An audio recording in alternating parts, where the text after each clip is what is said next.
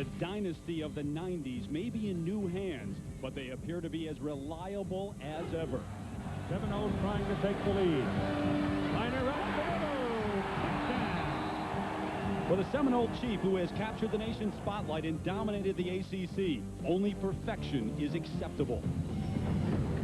Among the challengers, though, a hungry Wolfpack, who last year refused to die, as Torrey Holt pierced the Noles for a league record 5 touchdown catches.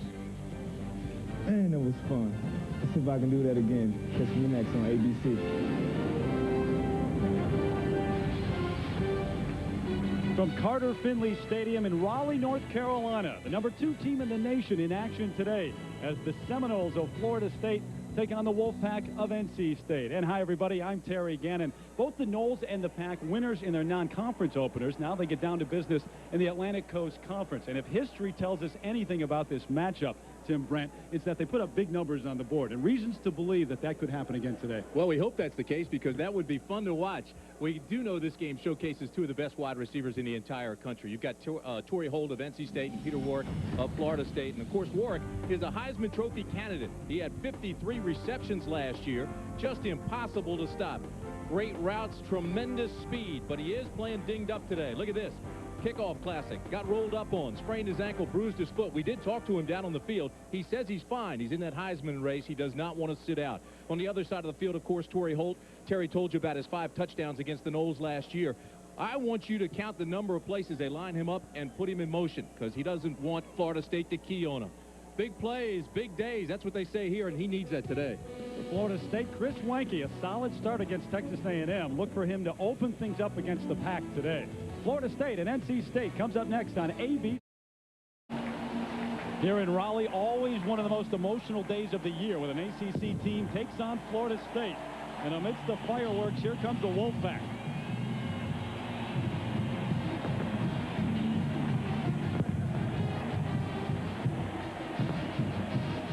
The Pack taking the field just moments ago, and now live you look at Carter Finley Stadium. Tim, we mentioned the high-powered offenses. This is what these 2 teams did a year ago. Keep in mind, a lot of that was Torrey Holt, though, for NC State. It was late in the game. They have to prove they can do it early, and they have to do that today. And there is a look at Mike O'Kane, and now Bobby Bowden. 11 straight years in the top 4, 10 wins throughout that time. 47-1, only 1 loss. That's to Virginia back in '95. Since they joined the ACC, 6 straight ACC titles. He's going after his 7th, but obviously anytime the Noles take the field in a given season, they're looking at national championship aspirations. Sure, and his problem is different than that of Mike O'Kane. Mike O'Kane is trying to raise the level of his players to compete with Florida State. Bobby Bowden's problem is to keep his players mentally honed, because they're going after a national title and certainly are heavily favored in this game. Now, Bobby Bowden's squad will receive the opening kickoff. North Carolina State won the toss, deferred to the second half. And right away, Mike O'Kane making a decision to get his defense on the field. But he gets his defense on the field against that Florida State offense. That's the bad news. Yeah, and I'm not sure that's a good call, and I'll tell you why. I like to put the offense on the field when you're outmanned like they are today and try to melt as much of the clock as you can and keep their high-powered offense on the sidelines. The Wolfpack, losers last year in Tallahassee, 48-35, but they gained a lot of confidence from that comeback, if you will, and have not lost since. Scott Earwood, the first kicker since 1957 in an NC State uniform to both handle the kickoff duties, the place-kicking duties, and the punting duties. Boy, you just hate to give a knockout puncher the first shot, and that's what they're doing here. And back deep, you look at Dee Feaster. Great running back. He'll get a lot of time in the backfield today because Bobby Bowden wants to sub for Travis Minor. He's back there along with Reggie Durden, a junior out of Houston. And we're underway in Raleigh. It'll be Feaster at his own 7-yard line. Got a hole up the middle. Closes quickly and out to the 26-yard line. That's where the Noles will start their first series. The Chili starting lineups, the offensive line for Florida State. It's a young one, but this is the biggest offensive line Bobby Bowden has ever had at Florida State. They go about 6'5", 300 pounds. The wideouts, Ron Dugan's getting a start today. And, yep, there you see him. Peter Warrick with the bad ankle, bad foot, but he is in the starting lineup. Lamar Glenn, the fullback, one of the keys for Florida State in that win over Texas A&M, and Travis Minor with a record 34 carries. That's a Florida State record. First down, Winky. Play action. Plenty of time, and he's got Warwick wide open over the middle of the football field. Can you believe this? On the first play from scrimmage, Warwick to the end zone. Let me say it again. You don't want to give a knockout puncher the first shot. I believe you're right, partner. 74 yards.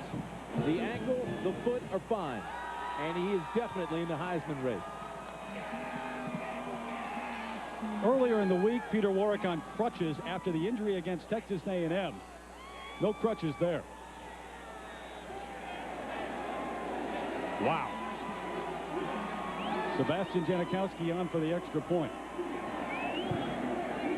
And he blasted through all the way back to the NC State band.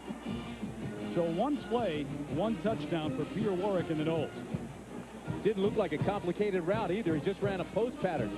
I think there was confusion on the defensive side, but I want you to watch this. The left hand to your screen. It's a play action. Everybody sucks up. Now he looks down to the right. There he is, just splitting the zone, and he's wide open. There's nobody in a red jersey even around him. Touchdown Warwick. Jason Perry, I guess, was the closest. He was the safety, but look at this. He just runs in the seam, and Wanky just throws it perfectly. Now, Chris Wanky, you know, there were some question marks about him early, saying he's not as experienced as they'd like. I want to tell you something. They said he made all the right reads in the kickoff classic, and he comes out in this game and he's 1 for 1. You know, he had that smile on his face yesterday, though, when they talked to him at the walkthrough. Said, yeah, I kind of played it close to the vest in the Texas A&M game. Got it to Warwick a couple of times. In fact, 9 times. Had a great day, did Warwick. But we really didn't have the big play. We want to open it up against NC State. I think they did that early enough. What amazes me is I know the defense for NC State did not want to get in one-on-one coverage, cover one, and they were trying to run some combination defenses all day so they can help each other. But this is amazing to me. You see the Heisman Trophy come out and line up by himself and just runs a post pattern and he goes untouched. So the worst possible thing that could have happened for Mike O'Kane. You win the toss, you defer to the second half, you kick off to Florida State. I guess the worst thing that could have happened is Florida State would have run the kickoff back, but this is just as bad. Mike is such a good guy, and he's an outstanding coach. Boy, it's tough when you have to take it on the chin right away to start. Janikowski, yeah, he goes about 255 pounds. From Poland, came over at the age of 15, now from Daytona Beach. And that's a solid 255. He is a load. He's got that bald head and that big body. Looks like a linebacker. Eric Leak, left of your picture, and Rashawn Spikes, starting tailback, set to return this kickoff from the Noles. Here's a surprise. Janikowski sends it 6 yards deep to the end zone. And Leak will go to one knee, bring it out to the 20-yard line to start their first set of downs. The Chili starting lineups for NC State. This offensive line, a couple of returning starters. Ian Rafferty coming off knee surgery, really the leader at the left tackle spot. Justin Burrows scored a touchdown on a recovered fumble last week against Ohio. Not only do you know about Torrey Holt, who has either broken all the records or will break the NC State records, but Chris Coleman, a reliable receiver when all the attention is on Holt. And in the backfield, Rashawn Spikes takes over for Tremaine Stevens, one of the outstanding runners in NC State history. Yeah, Stevens ran for 1,142 yards. Spikes has to pick up that pace a little bit, help him out back there. So Jamie Barnett now out of the shotgun goes back under center and directs Spikes and the fullback Jeff Butler to get in the eye. Spikes, big hole up the middle, and a big gain for the Wolfpack across the 40 and out to the 48-yard line. Spikes ahead for 28 on NC State's first play from scrimmage. Give a lot of credit to Barnett, the quarterback, because he checked to this. They spread the offense, which spread the defense thin. They didn't have 8 guys in the box. If you stop it right there, you look at all this territory he has to run. They did that because they spread it. They got the linebackers out of there from tackle to tackle. They spread it thin, opened up that hole. He got into the secondary and had the big gainer. Well, this is a Florida State defense that is banged up this early in the year. They've got a number of players, and we'll talk about that later on, who are not playing today. Ryan Hamrick didn't get off the field fast enough, and Barnett called a timeout to avoid a penalty. So a timeout on the field. NC State wants to set things up and get organized, and we'll take one as well. The Noles up by a touchdown with the Wolfpack driving. Well, if you went to get a soda moments ago, you missed the score already. 74 yards. Peter Warwick on the first play from scrimmage from Chris Wenke. But Jamie Barnett, one of the best seasons in NC State history as a quarterback a year ago, and set to break most of the records for the Wolfpack. Only a junior, he's been a starter for 2.5 years. In motion is Holt. Barnett with a straight drop. Has time, but this one is deflected over the middle. Demetros Stevens, the senior, got a hand on it. And this is the defense for Florida State that Bobby Bowden calls maybe the fastest he's ever had. Up front, they are injured, though. Larry Smith out with an ankle injury, so Corey Simon getting a start. Demetros Stevens taking over for four-year starter Darrell Bush. Stevens calling the signals defensively. Theon Rackley getting a start as well. And this may be the deepest secondary that Bowden has had, too. They're very quick back there, and you know revenge is on their minds. Torrey Holt with the 5 touchdown catches a year ago. 2nd and 10, Barnett. Quick out, there's Holt. He can do some damage when he catches the football. Inside the 35 to the 33-yard line. Torrey Holt with his first catch of the afternoon and a big gain for the Pack. Now they put him in motion. They put him in the slot, this time way out wide. Now watch this. It's just going to be a little hitch. Flanker screen, bring him back in, hope you get some blocking. Break a couple of tackles, and he's got the first down. I'm telling you, folks, he is special. Senior captain, legitimate All-American. Caught 16 touchdowns last year. That's a career for most guys. One-on-one with Troy Saunders, Tim, who had some troubles in the Texas A&M game. And don't be surprised if you see a Mario Edwards in there fairly soon. First down for the Pack. Spikes got room on the left side. Inside the 30, down to the 27-yard line. So the Pack moving the football on their first drive. Dexter Jackson, the free safety senior out of Quincy, Florida, on the stop. All right, here you go now. You talked about the defense as we look at Spikes. All right, 2 carries for NC State, 34 total yards. That's already more than Texas A&M was able to run against this defense in the kickoff classic. Texas A&M got only 33 yards all night. Rashawn Spikes with the 2 carries so far for the Pack. Spikes much more of an inside runner than Stevens was a year ago. Much more powerful. Barnett under pressure. This one's almost picked off. Came from the outside, Seymour. Yeah, he was going to Holt again. Holt was just running a little short post pattern. But I want to tell you something. See, now you've got Stevens in there, who's a great big guy. He's 6'3", 240 pounds, and he's got a great big wingspan. Now Barnett goes to throw. Stevens stands. Boom. I mean, they just come hard. Everywhere around that football, they're running and hitting. Big controversy this week because Michael Cain said they are aggressive, they play fair, but they really play on the edge. And a big headline said he was worried about their safety. I want to say I'm worried about their safety. But it harkens back to the days of Steve Spurrier with all the comments about Florida State knocking out quarterbacks. Barnett to the turf again after the incomplete pass. And Michael, can we talk to him about this too? And he was very sensitive. He was upset about the way the article came out in the papers because he said I wasn't making any commentary at all about Florida State going after people and trying to hurt people. I said they try to take out Torrey Holt, as in doubling him and taking him out of the game. And he said I'd like my players to play like Florida State's players on the edge all the time. Well, and it became a big issue because of the bowl when Steve Spurrier was talking about them hitting late, and playing on the edge, and actually crossing the edge. Michael Cain was so upset by the headline, he actually called Bobby Bowden and said, hey, look, Coach, this is what I said. I said, I love the way you guys play. You play on the edge, you play aggressively, and I wish my guys would play there. Now, if you're Florida State, a coach or a fan, all you're thinking is, here we go again. Same type comment that Steve Spurrier made, and we're sick of it. Well, Alex Santos, the left guard. This is going to be a problem today for NC State because they are not very deep on the offensive line. Santos, the senior out of Orlando, that left leg that he's favoring. They've got a number of players out already on that offensive line. As you said, Todd Boyle, a tackle, out with a neck and shoulder nerve injury. And now Mike O'Kane going to place it down and try for a 44-yard field goal. Yearwood. And this one is well to the right. And no good. Earwood with his first try of the year. The transfer from Catawba College, not successful. So the Noles still up by a touchdown.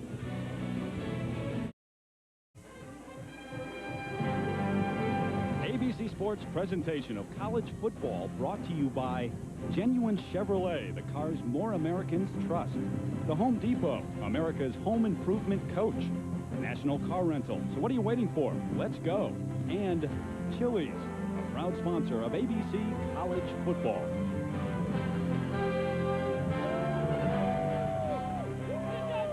Gorgeous day in Raleigh, North Carolina. Some of Tim Brandt's buddies in the stands watching on. 7-0 Seminoles. Chris Weinke going to take over at the 27-yard line. First and 10 Noles. Marvin Minnis in for Warwick on this series. It's Glennon Minor out of the eye. Play action again. Weinke throws, got Minnis, comes back. Nice catch at the 45-yard line. Now they rule it incomplete. A little bit underthrown, and they'll bring it back. And let's check in right now with our New York studio and John Sunder. It's time for the Burger King update. Trouble in Ann Arbor for the Wolverines coming off that loss to Notre Dame. Kevin Johnson here, 6 yards on the touchdown run. Donovan McNabb has now just thrown a touchdown pass to Conrad, and it's a 13-0 game. The extra points still to come. We'll keep you up to date. Terry, back to you. Still trying to get over that loss to the Irish, I guess, John. And, of course, later tonight, Notre Dame in action against Michigan State in East Lansing. That right here on ABC at 8 o'clock Eastern. An incomplete pass on the first play. Weinke going deep. He's got Cole, the other speedster. Huge gain inside the 20. Finally brought down at the 11-yard line.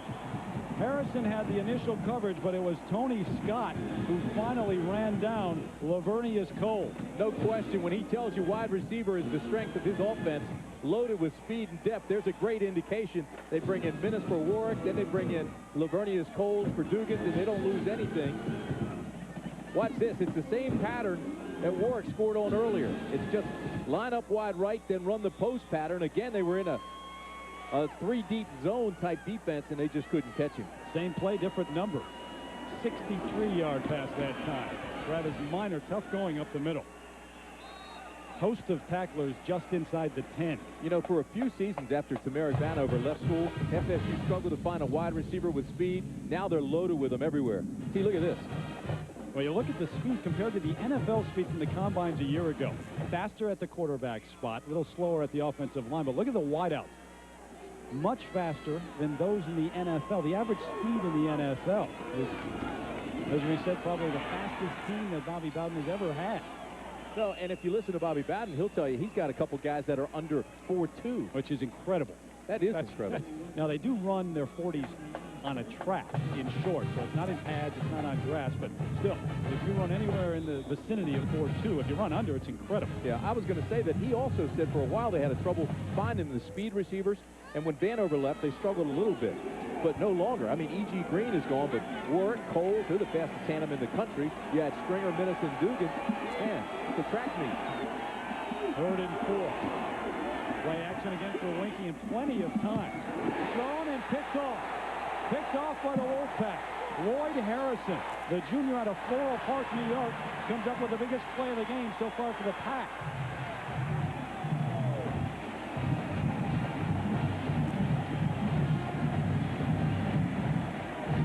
He just sits in the end zone and waits. Here's Weinke, who told us yesterday he's got to be patient because he has so much more time playing against teams like this than he does going against his own defense. But then just throws in the corner. Harrison was there just waiting. That was just a poor pass by Weinke. A lot of pressure from Greg Derrick on the outside, too, eventually. He had plenty of time initially, though. That wasn't the pressure that caused that interception.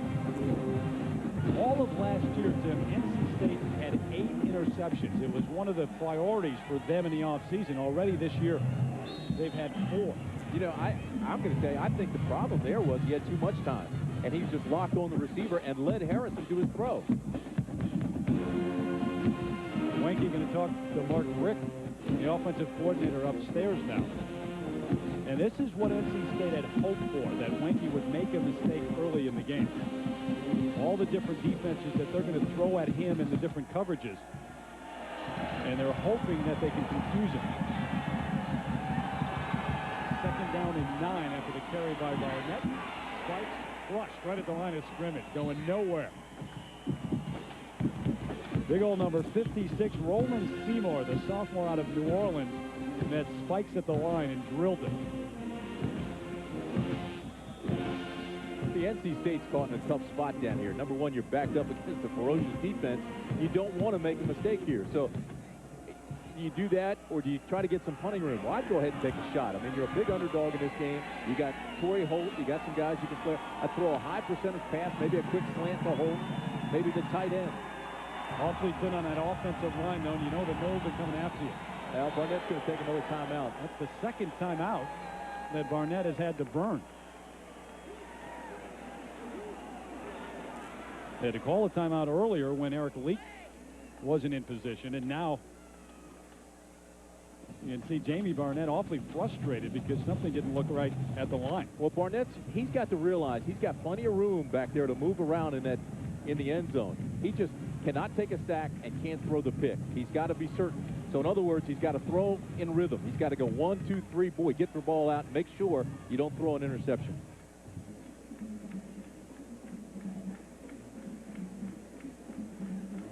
So they'll talk things over on the sideline. While we have a moment, let's check in once again with our New York studio. Third down coming up for the Wolfpack. And there's Mickey Andrews for 15 years on the sidelines, the defensive coordinator and the architect of this defense. He likes them to be aggressive. They're going to be coming after Barnett right here. Torrey Holt in motion to the far side. 3 receivers set. The Seminoles may have jumped across. Barnett under pressure, going to scramble with room. Everybody stopped. Got the first down, and you're right. After the Noles defenders jumped across, everyone was in slow motion. So the question then begs, had the play started? If the play started, that's a free shot by Barnett. If not, they'll call it back. Watch this. Everybody just stops now. If Barnett did that on purpose, that's a great play because everybody stopped with him, and then he got out and got the first down. Tate Cody made the tackle and knocked him out of bounds. Let's see who jumped first.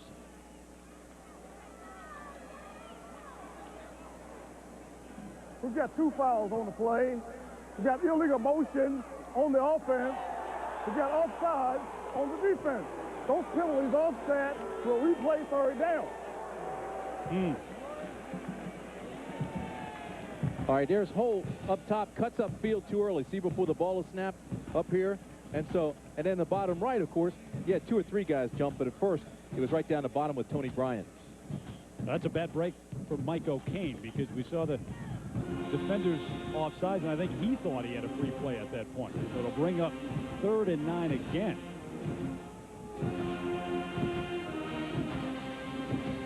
And there's Holt. You know, the secondary keeping an eye on him no matter where he goes today. They'll go in motion. Barnett got him over the middle. Got a first down and more out to the 23-yard line. Holt with another catch, another big gain, and the Pack able to move the football early in the first. That's a 20-yard gain. Holt started on the left side, went in motion. When he did, he took 2 defenders with him. The tight end, Devon Smith, was wide open, but Barnett never even looked at him. Instead, he went right here. Still a good call anytime you can go to your All-American, and he put the ball right there for it. So they moved the chains. That's a huge play for Barnett, and it's a good sign for State that they're not playing conservatively. Even backed up like that, they went on third down, threw the ball effectively rather than just worrying about getting some room to punt it out. Ryan Hamrick, a junior out of Shelby, North Carolina, in for Torrey Holt, who gets a rest right now. Here's Chris Coleman going up for it. Who came down with it? He got it. That's a catch. Coleman comes down with it between 2 defenders. And another big gain for the Wolfpack. If they both come down with the football, it goes to the receiver. 31 yards on the catch. Yeah, but I want you to watch this. He had it all the way anyway. Went up, split the 2 defenders. Nice play by Barnett on the play action. Then just kind of lost it. He's got a tall receiver who's 6'3", going up against a 5'11" and 6-footer. And look, see, the ball's on his chest. they don't start wrestling away until he's on the ground. First and 10 for the Wolfpack. Rashawn Spikes over the right side and down to the 41-yard line. Lamont Green involved in the tackle, the senior out of Miami. Playing with a knee bruise, and we mentioned a number of players for this Florida State defense banged up. Tommy Polley has a hamstring, and we have not seen him. Ryan Allen, a backup middle linebacker, out with an ankle injury. So you'll see a lot of Theon Rockley and a lot of Bradley Jennings today. And, of course, Larry Smith, the nose guard, also out with an injured ankle. NC State moved the ball effectively against Florida State. Got to get this play off. Just done. Spikes straight ahead and down to the 37-yard line before Tony Bryant wrapped him up. Well, Spikes, you're getting a good look at what type runner Rashawn Spikes is. The junior out of Meriden, Connecticut, straight ahead runner. Goes about 5'11", 210. Already with 5 carries, 41 yards, and a great average so far. But he doesn't want to go out and break him on the outside. He wants to run straight at you. Terry, NC State had 7 plays in the first drive. They already have 6 in this drive, so they're melting the clock a little bit, keeping that Florida State offense on the bench. There goes Holt in motion again. Barnett with time. He's got Torrey Holt. Inside the 30 to the 27. So the Barnett to Holt combo alive and well today at Carter Finley. Levon Thomas, the right cornerback, was right with Torrey Holt and made the stop. He is such a quality receiver. He's got great speed. Look, he's in motion trying to lose him. He's got the safety trailing him, does the quick out. Now look, Barnett puts the ball out in front of him. He makes a great catch. He's got 3 catches for 50 yards and truly looks like the All-American they said he is. Going to get a rest at least for one play now. 7-play drive once again, as they did on the opening drive. Eric Leak in motion. Barnett slipped, and then down he goes in the backfield. Corey Simon, the junior out of Pompano Beach, Florida, got to him. Every time Barnett does that, though, you know there's a deep breath taken on the sidelines. He's playing with a bad knee. He was injured in a pickup game, a passing game, pickup sandlot game. He had his knee scoped. It's still not 100% according to some people, but I'll tell you what, he looks 100% to me. He's wearing that big knee brace. You can see that right there on his MCL. Tore the MCL and really wasn't effective against Ohio in the first game, although they played in the midst of Hurricane Earl. 8 for 18 as the Pack barely beat Ohio. Spikes on the right side. Hit hard at the 31-yard line and stopped. That'll bring up 3rd down. The holes close so quickly with this Florida State defense. You think you have some daylight, and then all of a sudden it's gone. Florida State is going to its speed defense, its nickel package. They've got Sean Key in the game as an extra defensive back. Expecting pass out of NC State on 3rd and long. Brings up 3rd and 14. This time Holt is in the slot. Shotgun. And time completes it to Eric Leak. Can he get to the end zone? Yes. Touchdown, Wolfpack. 31 yards to Eric Leak, the sophomore out of Forest Hills, North Carolina.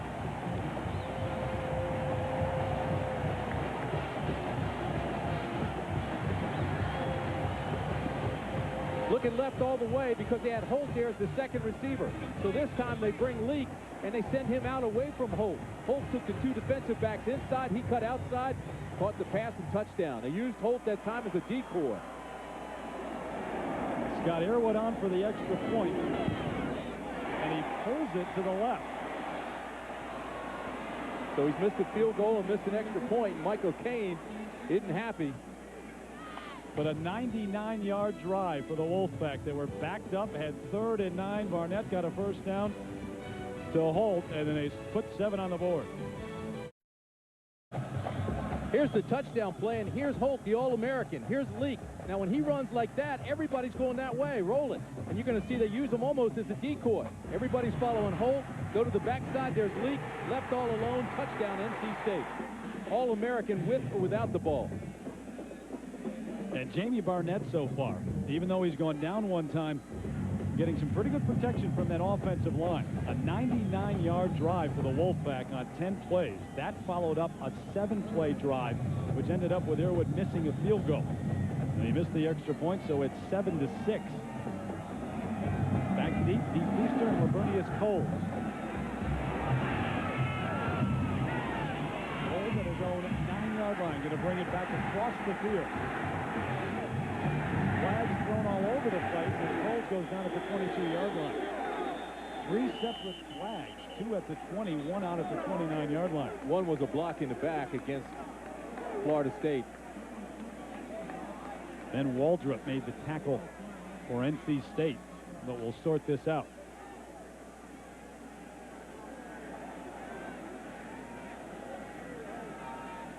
We have 2 fouls on the play, holding on the offense. We also have another holding on the offense. We're going to force 10 yards from the start of foul, first half. Well, Bobby Bowden's club is one that does make a lot of penalties. Now, last year they were penalized more than any other in the ACC, but he doesn't mind that. Look at the total yards. NC State with the 2 drives. Now more than Florida State, who had 2 quick hitters. But Bobby says, we make penalties, yeah, but we make a lot of things happen. And they run that no-huddle offense. Doesn't bother him at all. Dee Feaster down in at tailback for Travis Minor, who gets his first break of the afternoon. 1st and 10 at the 11-yard line. And Weinke wants to change things at the line. Plenty of time. Play clock at 10. Feaster going to try to get outside. Harrison had a shot at him but couldn't wrap him up. And Dee Feaster made the most of things. Got all of that at his own, as a matter of fact, out to the 23 and a no first down. Talking with Bobby Bowden this week and Mark Richt, he says, you know, we're going to give more responsibility to Chris Weinke. We're going to let him make more check with me at the line and check into things, because last week, looking at the film against Texas A&M, we stayed fairly conservative. Said, but Weinke was 100%. Everyone where he changed, it was the right call. So they said, we're going to give him more responsibility, and you saw him checking out of a play right there. Thad Busby watching somewhere saying, why didn't I get that responsibility and freedom when I started out? Weinke given much more to start his career. Overthrows Coles this time. It was well covered by Harrison. But when you're 26 years old, you and I spent time with him yesterday down on the field. There's just a confidence and a maturity that comes across with Weinke. Oh, I guess there's no question about that. I mean, he had that career, you know, in baseball, and then finally came back to college, and right now he's older than 10 NFL starters. Who were 4 and 6 last year combined, actually, in the NFL. But it is amazing. But he's a smart guy. He's huge, and a draft pick waiting to happen. Pitch it back to Feaster on the left side. Another good game, but then he's drilled. Jason Perry, the free safety, got there and had some fun at the end of the play. So Feaster getting the playing time early for Travis Minor, who had 34 carries, as we mentioned, in the kickoff class. See, the game that Minor had against Texas A&M in the kickoff classic, Feaster had 5 carries, no yards, and then the other guys didn't even touch it.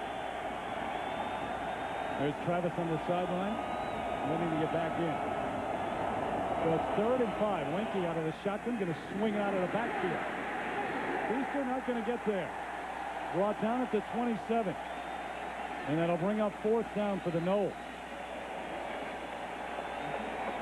Good pressure that time by Greg Derrick, too. He got his big hands up there. He's 6'6" and has a big wide span. They don't think they're going to get a lot of sacks, but they do want to change what Weinke's doing. Look at number 3, get that hand up in the air, makes him throw a little bit behind him, which slows him up a little bit. So it brings up 4th and 6. Keith Cottrell, the sophomore who started last year. There's Torrey Holt back at his own 28-yard line. Special teams, one of the strengths of this Florida State team run. Good punt. Holt going to come up to the 32. Doesn't call for the full catch, and a flag is thrown. Still on his feet is Torrey Holt. Going to cut it back. Holt inside the 20 to the corner of the end zone. He's going to score. He's phenomenal, and I think the penalty is against Florida State for being in the 2-yard circle. They didn't give him enough room to carry it or to make the catch. Wait and see, but I think you're right. There was a man within the 2-yard restricted area. Holt brought it all the way back. I don't know. There were some blockers down there that were fooling around, too. Let's wait and see. I think they encroached on him. From encroachment on the 2-yard belt. The penalty is refused.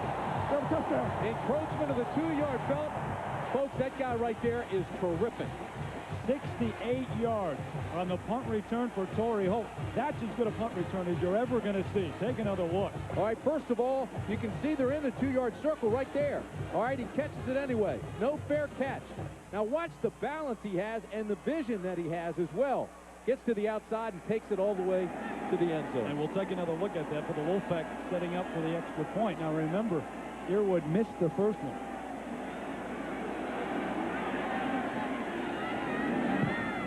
This one, though, no problem with that. 13-7. Well, big plays, big days. That's the slogan for NC State this year. And Mike O'Kane talked about the difference in his club early last year when they didn't get big plays, and now they're getting them. But watch his balance and watch his vision. Look at him cutting back. Here's the balance, and he breaks the tackle, shows his strength. Now here's his vision. He sees the blocker, tries to get him, knows he's being chased down from behind, tries to stiff arm him, and he just says, I'll outrun him. Derek Gibson, the man who initially missed the tackle. He should have wrapped him up, and that's the man who was closest to Torrey Holt when he got to the end zone. Torrey Holt, All-American, 6'2", 190 pounds, considered leaving for the NFL, but stayed for days like this.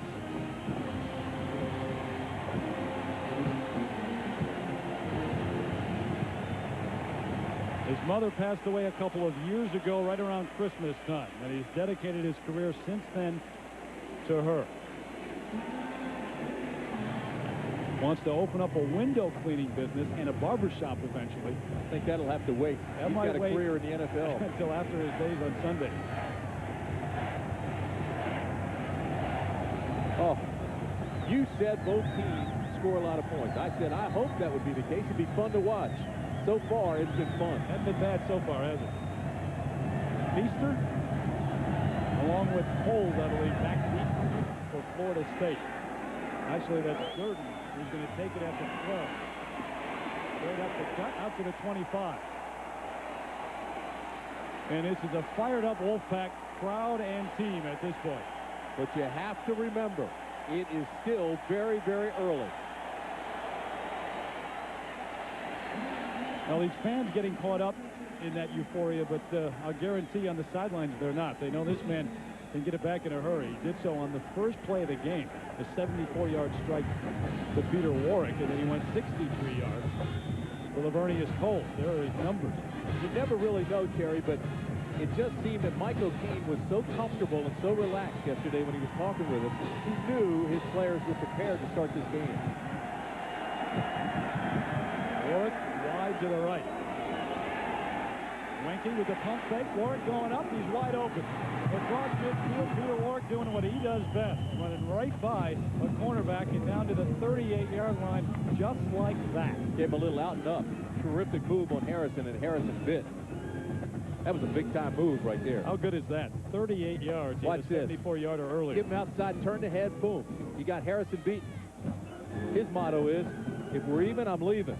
And he went right behind him and got into the secondary and made the catch. Very nicely done. And Wenke had all the time in the world to make a decision and make the throw. Still 2:45 and counting left in this first quarter.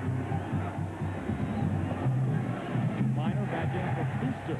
Back to the line of scrimmage. That's about it. Clayton Simon, the senior out of Hickory, North Carolina, in there to hit him. It was the defense for NC State that is much maligned. They took a lot of heat in the papers this week because they gave up 361 yards on the ground to Ohio. Yeah, but Ohio runs a triple option offense, which you don't see very much. And remember, they were ranked 4th in the nation last year in total offense. And beat Maryland last year. Just got beat by Kansas State. That's a solid program. Wenke, quick drop. This one's picked off at the 32. Rodney Red, and the second pick of the afternoon for the Wolfpack.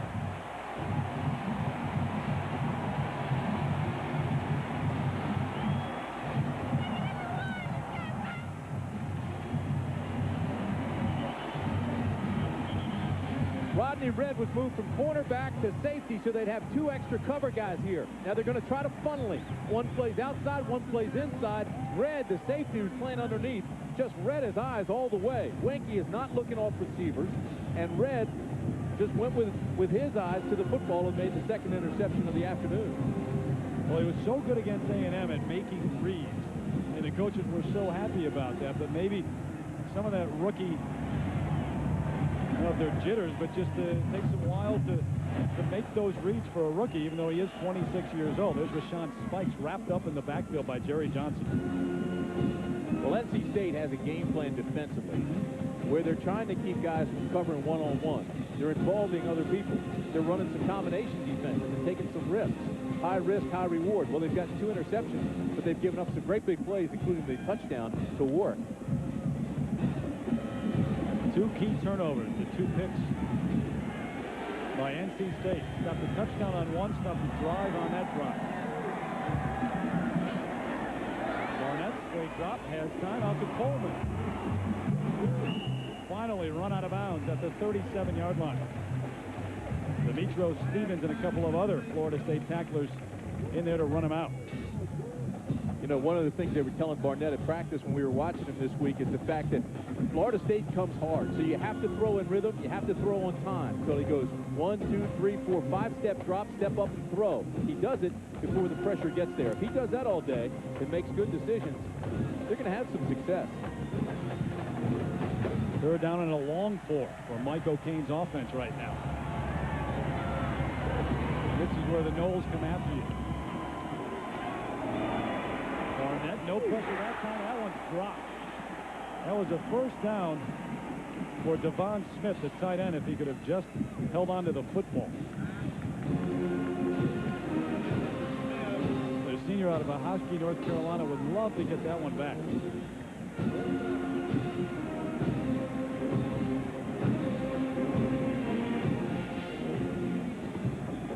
So Earwood will come on and punt it away to Dee Feaster,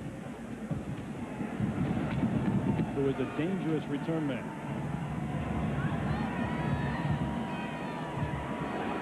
Here come the Noles. Earwood just does get it off, and he got it off quickly. Takes an NC State bounce inside the 15 to the 13-yard line. The breaks going the way of the Wolfpack right now. A 49-yard punt, and obviously no return. That's one of those situations where Earwood was just trying to get it off quickly before the block got there. And by doing that, he pushed it down the right side, got a good bounce to it. Earwood started out as a place kicker and then went to a punter and has come on. There's the offensive production so far. Look at all the plays so far, and 196 for Florida State and the touchdowns, but already 8 plays over 20 yards. This is a big play game. Yeah, and that's that high risk, high reward defense they're playing. Wenke can operate out of the shotgun now. To Travis Hunter. Watson's outside. It may have a 1st down for the Seminoles. Nifty move to the outside and the speed getting around the corner.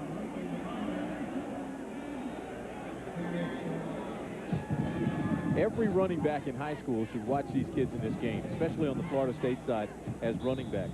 Spikes does it too. But, I mean, they read their blocks and then make their cuts accordingly and explode once they see the opening. Well, Miner had a good one to learn from. Warwick Dunn at the Catholic High School in Baton Rouge, Louisiana, but in a year plus now he's already made a name for himself. Going to try the same play, going to get outside once again. And another 1st down for the Seminoles. So they'll move the chains. And this is what Mike O'Kane talked to you and I about. He said, we can't let them get the 5 yards, the 7 yards, the 10 yards at a clip. And pretty soon they bust off a long one. That's twice in a row they've shut down the middle, but being the fine running back he is, he reads it, bounces outside. He got a good block from Dugans and took it up the sideline. 12 yards on the carry. They'll move the chains. 47 left until the end of the 1st quarter. Miner again trying the left side. Different results this time. He's dropped in the backfield as Bobby Cotton, the leader of the defensive front for NC State, tripped him up. You know, Chris Winkie is an older guy at 26, but he's not that experienced. Played baseball, came back, and actually just kind of worked on the sidelines in a practice last year. But you see the 2 fumbles he had against Texas A&M and 2 interceptions today. So he's still trying to knock the rust off from the years that he was away with the other sport.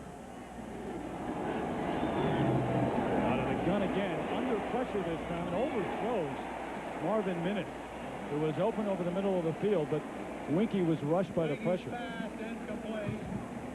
Again, NC State's game plan was to put some pressure on him. They say we may not get the sacks, but we noticed that when he does feel pressure, he will throw the ball high at times. Now look at this. I'm telling you something. Bobby Cotton has gotten pressure. They've gotten pressure from the inside from Bryant, and that ball was high and outside, to use one of his terms. William Pennell, the redshirt freshman, applying the pressure that time. 3 freshman linebackers for NC State saw time in the game against Ohio. The young defense. This one's dropped by Travis Minor. But again, they were chasing Wanke, and Wanke threw it at his feet. Minor probably should have had it, but it was a tough catch because it was a poor throw. But a tough afternoon so far for Chris Wanke. Watch this. Again, you know, they're trying to set up the screen, so the pressure naturally is going to come. Linebacker gets in there, see, right around the knees. Actually had to reach back for it. Now, if he catches that ball, too, it slows him up trying to get out to the lineman ahead. So, most likely, the last play of the first quarter, Cottrell just gets it off. Torrey Holt, who's run one back already, going to cut it back. Holt to the 36-yard line. Pretty good field position again for the Wolfpack after the 41-yard punt by Cottrell and the 13-yard return for Torrey Holt. They're fired up at Carter Finley in Raleigh. The Wolfpack ahead of the Noles, 13-7. Set to open up the second quarter in Raleigh. Terry Gannon, Tim Brandt, as you look at Chris Winkie, who had a marvelous start with a 74-yard touchdown pass on the first play from scrimmage to Peter Warwick, but has struggled since then. But the story of the game is NC State. They really did dominate the quarter outside of those few big plays. There's a look at Mark Richt up in the booth. He's the offensive coordinator. And, of course, those interceptions didn't help.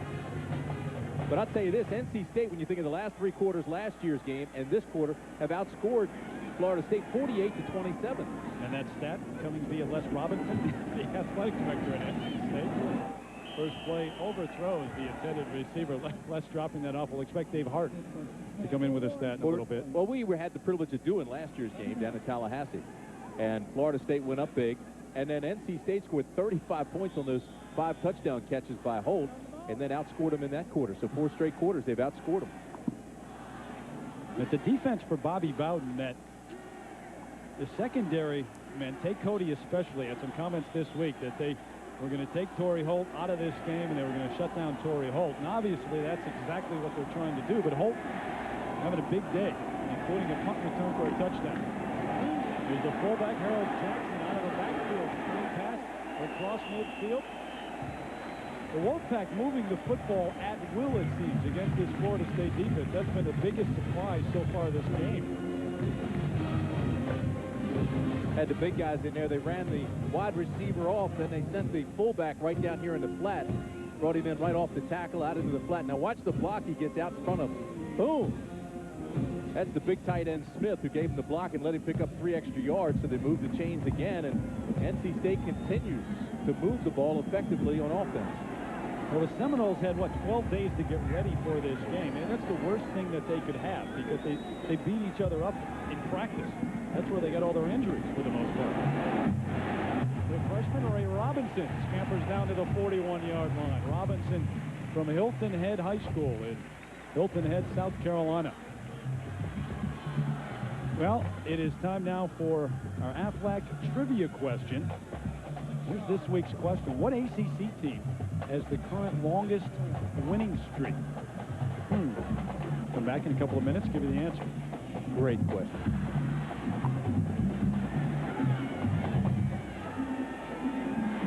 Doesn't pay to play a bowl game.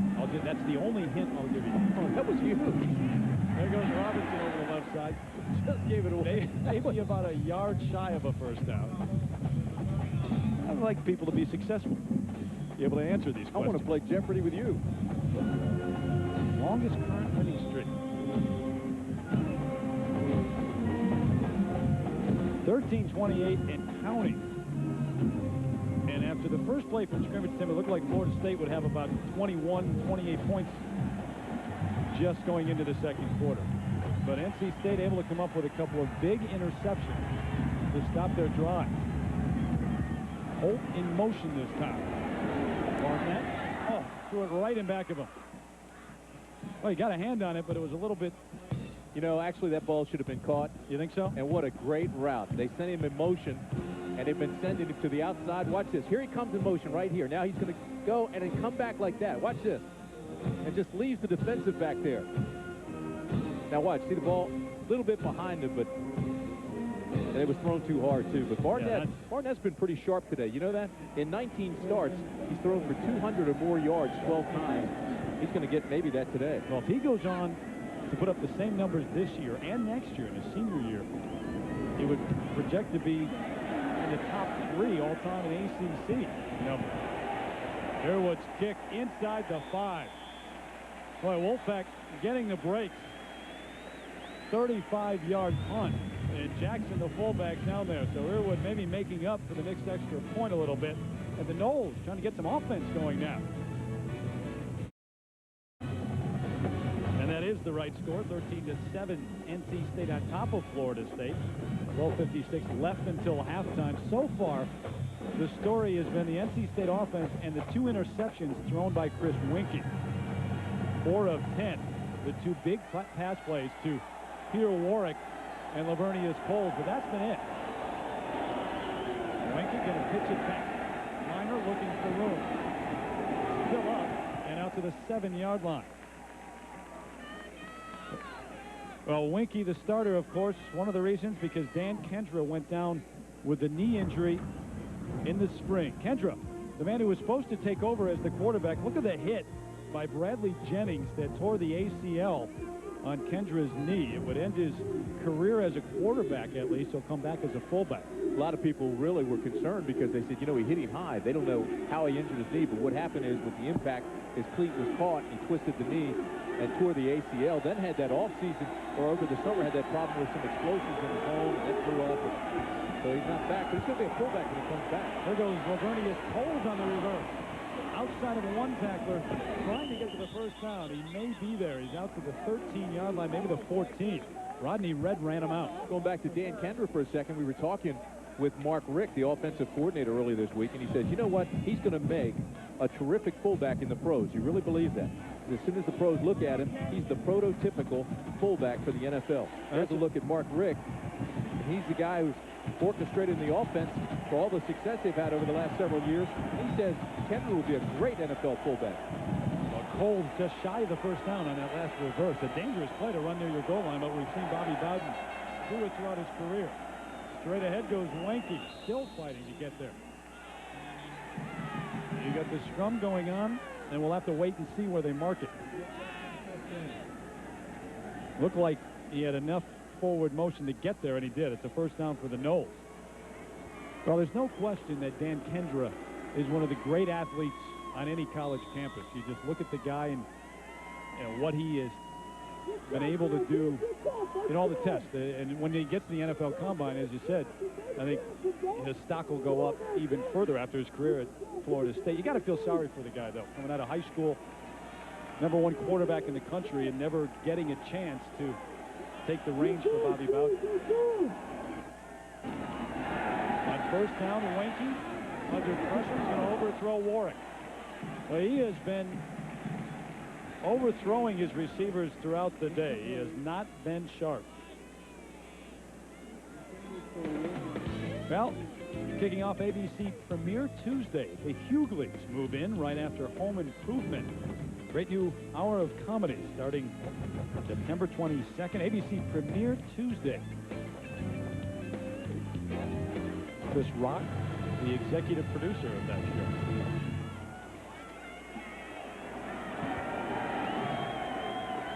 Second down and 10. Flags on the play, complete. Ron Dugans, his first catch of the afternoon and a lot. On the far sideline, across the 40 to the 41, Dugans, who can get up about 44 inches. Leighton White made the stop, a gain of 25, but we'll check out the flag.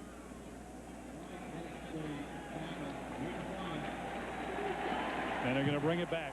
Offensively, Florida State is really struggling right now. Chris Wanke is just out of sync. The offense is not concentrated. They're having mental breakdown. Illegal formation on the offense. A 5-yard penalty. We'll replay the down. This is going to drive Bobby Bowden crazy because these are just mental mistakes that Florida State normally doesn't make. And if they have aspirations of another national championship, which certainly he does, he thinks this is as talented and as fast a club as he's ever had. Well, this is the stuff that's going to kill him, so he's going to be upset. Winkie has missed his last 4 passes. And Florida State has talked about trying to establish the ground game with Feaster and Minor. Been able to do it a little bit with Feaster today, but not much going on elsewhere. Here goes Travis Minor trying to get that going. Still up. Strong run out to the 24-yard line. Gain of 14 as you look at the power that time of Travis Minor. He had 34 carries against Texas A&M and a career-high 146 yards. Great freshman year. Surprised at his power. Look at him, just dragging tacklers and keeping his feet. He's got that low center of gravity, but he was just dragging McCurdy, who's 265 pounds, with him. ACC Rookie of the Year last season as he started as a freshman. 46 yards on the afternoon, almost 6 yards per carry. Winkie's going to burn a timeout as the play clock was running down. So it'll be 3rd and 1 for the Seminoles with 10:24 left until halftime when we come back to Raleigh.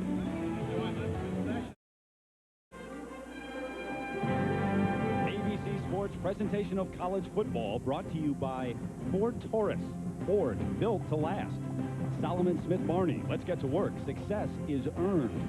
Burger King, if you ask us, it just tastes better. And Brewery Fresh Budweiser, who reminds you fresh beer tastes better. Among the trees here in Raleigh, Carter Finley Stadium, which they are actually about to improve with the basketball arena going up right next door.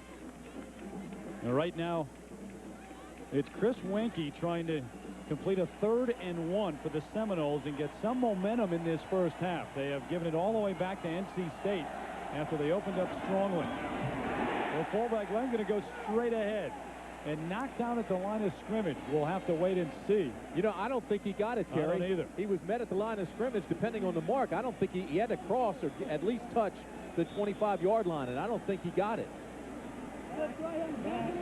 Back.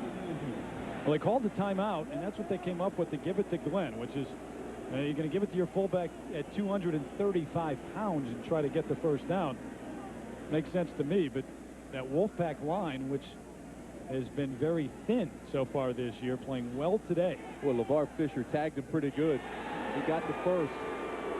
Now, if you look at the mark on the sidelines, the mark in the chain says he had to get to the 25. The nose of that ball was just short. So Mike's saying, wait a minute, would that chain get shortened on it?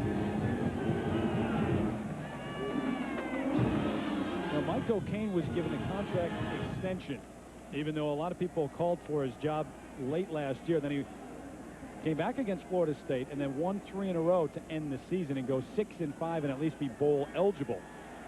But he said now that he's been given an extension, he feels more pressure than he did a year ago to prove that they made the right decision. Warwick on the reverse. Cotton almost had him. But there goes Peter Warwick up the far sideline. Driven out of bounds about the 40-yard line. So the second time we've seen Bobby Bowden and Mark Richt go to that play. The first time Phil Lavergne is cold. Well, you're not losing any speed with Peter Warwick, I'll tell you that. No. You have the big guy coming our way. He's going to try to draw all the attention now. Here comes number 9, Warwick, the Heisman Trophy candidate. Here's a guy that's averaged 18 yards every time he touches the ball for his career. He's got that speed. He can break some tackles, outrun some folks. Candidate for the Heisman Trophy. On first down, look at what the Noles have done, and NC State up around 8 yards on first down. Minor out to the 45. Well, tomorrow at 3 Eastern here on ABC, we'll bring you the Comfort Classic from the Brickyard Crossing Golf Course. in Speedway, Indiana. Senior PGA event. Hale Irwin, Lee Trevino, Gil Morgan, defending champion David Graham. By the way, Irwin and Morgan have 6 wins apiece this year on the senior tour. That's tomorrow on ABC. 9th play of the drive for Wenke in the Knoll.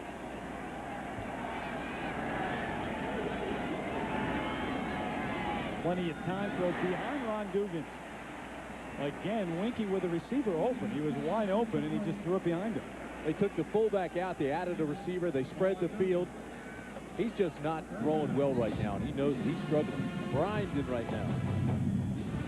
Well, we gave you the Aflac trivia question a few moments ago. What ACC team has the current longest winning streak? My hint? Yeah, your hint is the hint of the century. Doesn't pay to go to a bowl game. North Carolina State has won 4 games now with a win this year against Ohio, and the 3 to close out the year. Big third down here for NC State. 3rd and 3. Wenke with a straight drop. Tipped and incomplete, almost picked off by Rodney Red. He's already intercepted one of Wenke's passes. There again, Red, the safety, playing underneath, and Wenke somehow doesn't see him. NC State with the longest win streak in the ACC. You know, they scored 35 points in the last 3 quarters against Florida State last year and have not lost since. Beat Maryland, Virginia, East Carolina, Ohio. Huge win against Virginia. And Michael King will tell you that meant a lot, confidence-wise, to his Wolfpack team. Torrey Holt racing back. Going to field this one at the 2-yard line. Holt brings it back to the 7. Don't know about that decision. And let's check in the New York studios. John Saunders, see what's coming up at halftime. Coming up on Valvoline Halftime 98, 8 of the top 10 teams in action, and Joe Paterno gets career win number 300. Yeah, 200 came against Bowling Green, 300 against Bowling Green. I guess September 12th, 2008. Schedule them again for 400. Make the date. We'll be there. It's all coming up on Valvoline Halftime 98. A milestone for Joe Pod. He says, yeah, maybe someday I'll appreciate it, but right now I just don't have time. Great coach. He's had some of the greatest teams you'll ever see up there at Penn State. I helped make some of those All-Americans up there. Yeah, he gives you a lot of credit, as a matter of fact. That was a 54-yard punt. Torrey Holt brought it back 7 yards. I'm not sure he should have fielded that one, though. And the Wolfpack ahead for a couple, trying to get some breathing room with 8:22 and counting until half. Critical error by the All-American Holt, though, to field that ball. It was clearly going into the end zone for a touchback, and he picked it up on the 2-yard line inside the 2 and tried to return it. And I think in doing that, he actually injured himself. Took a shot on his thigh, but a bad mistake backed up State. Took a play off. Now he's back in there. 3 receivers set. Leak and Hamrick to the near side.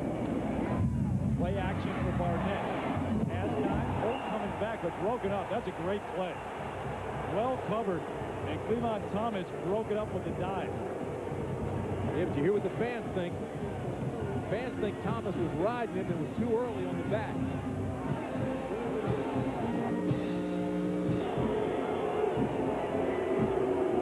Take a look and you make the call. You tell me if this is pass interference. There's the hands on. There's the left hand using it to get leverage. There's no question he's on him. He was there too early. It should have been a flag for pass interference. Well, for once, the fans are right, I guess. Well, he's using that left hand for leverage, and normally when that happens, they'll throw a flag. But then he also kind of rode his back. Play clock down to 1 as Barnett gets it. It has time to run and room, but he's going to throw it through the hands of Chris Coleman. That's a play that maybe you see some of the residual effect of the knee. He had at least 18 yards ahead of him to run. And Mike O'Kane was saying he had that opportunity once last week against Ohio, and I'm sure he's going to tell him when he gets to the sideline. You know, you've got to tuck that away and run with it. Definitely could have picked up the first. Well, one of the things that makes Jamie Barnett an effective quarterback and has allowed him to do what he's done in the ACC is the threat to run. I don't think Mike wants to talk to him. They're playing too well right now. NC State's played a heck of a half. Earwood back in his own end zone. Knowles going to set up a return. And great field position. These two. Back to the 31-yard line. So Florida State with the best field position of the day. See, and this goes back to that decision that Holt made to field that punt on the 2. See, it gives them good field position now. Your exclusive home for primetime NFL action Sunday night, live at 8:15 on ESPN. Drew Bledsoe taking on Peyton Manning as New England tackles Indianapolis this week. And then Monday night on ABC Sports, Monday Night Football, 8 o'clock Eastern Time, Steve Young, Jerry Rice. And the 49ers take on the Washington Redskins with a new quarterback this week on Monday Night Football. Redskins had a great first half against the Giants last week, and then Gus Frerotte threw those 2 interceptions to start the second half, put the Redskins in a hole they eventually lost, and Norv Turner didn't waste any time changing quarterbacks, going to young Trent Green out of Indiana. Flag on the play. We'll find out what it's about from Ronald Cherry. On the defense. That's a 10-yard penalty from the previous spot. Replay the down. That's actually a break for NC State. Sure is. The Noles had the ball to 32 after Feaster caught it at the 40 and brought it back 8 yards. So they'll punt away again. And look at the big plays that the Wolfpack has enjoyed today. 68 yards on the return by Holt. The interception right at the goal line. And then Rodney Red coming up with one.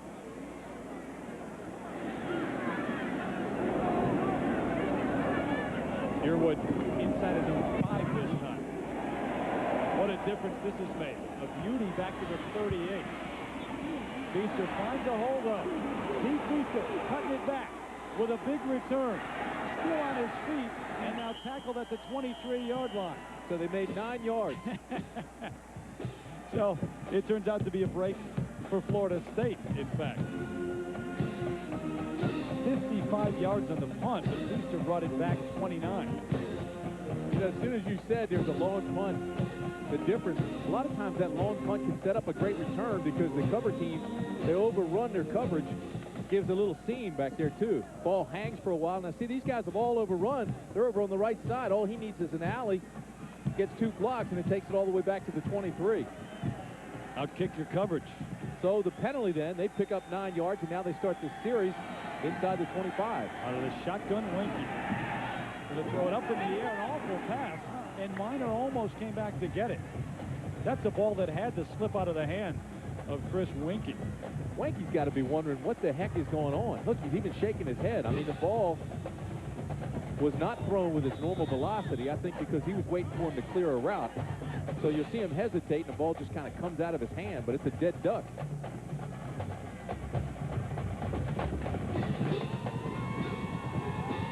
Confidence time for Winky. Time to get it back. 4 of 14 on the day. Second down. Fires one into Ron Dugans, complete to the 13-yard line. And close to a first down. Dugans with his second catch of the afternoon, the junior from Tallahassee. One thing about Florida State and Winky, these guys are in complete control at all times, even when things aren't going well. You look at the time, and you say, well, you got 7:07 remaining in the half. There's no panic in Florida State. I don't think Alston is even thinking that he's going to get a shot today unless the score gets big, because Winky's the guy. And Winky, is, even though he's struggling, he threw that last one with velocity. They're still in control of this ball game, even though they trail. But he's got the helmet on. He's ready, just in case. First down for the Noles. Not much initially, but the second effort down to the 7-yard line.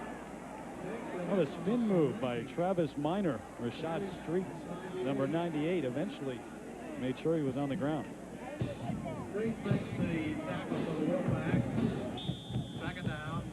Watch this. Here comes Minor. He gets hit and then takes that momentum just to use it to turning. And so he's spinning like a whirling dervish in the line, picks up a couple of extra yards. Second down, there goes Travis again, this time to the outside. Can he get to the end zone? The dive, yes. Touchdown Florida State, but there is a flag back at the 8-yard line. Going to be holding on Nick Franklin, the wideout. And they didn't even need it. Yeah, Franklin, the tight end on the right side of the line, didn't need it with Minor's speed. Holding offense. That's a 10-yard penalty from the previous spot. Replay the down. Franklin was way wide outside. Here he is at the top of your screen, 81. All right, now there goes Miner around him. And Franklin tackles the outside contained man. He's flood control, but Miner was already around the corner. Mistakes coming back to hurt the Noles. 4 penalties, 35 yards. One of which was on the defensive end. And was a key one inside NC State territory. Allowed NC State to keep that 99-yard drive alive. Pump fake. Weinke has time. Plenty of time. And underthrows the receiver at the 20-yard line. The tight end, Myron Jackson, was open. Bobby Cotton he had a beat on Weinke, too. He's the one that finally hit him. But when he saw him cut back, he was thinking, oh, I'm going to get an all-time lick here. Well, Weinke had time, but it was time on the move. He was having to hop around back in the pocket. Weinke's awfully mobile for his size. He's 6'5", 230. But I think that time he panicked. He turned around, he saw Cotton coming, just tried to throw the backside. This is a huge third down for NC State and Florida State. For an NC State defense that read all week in the papers how bad they were. After giving up 361 yards on the ground to Ohio, this is a different offense, though, from Florida State. Weinke had to take a timeout or he was going to get another flag for delay of game. 3rd and almost 16 for Weinke and the Noles when we come back.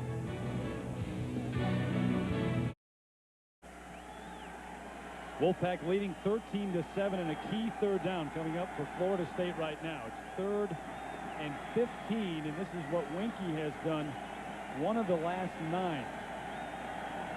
Not what he hoped for. Came in expecting to open it up.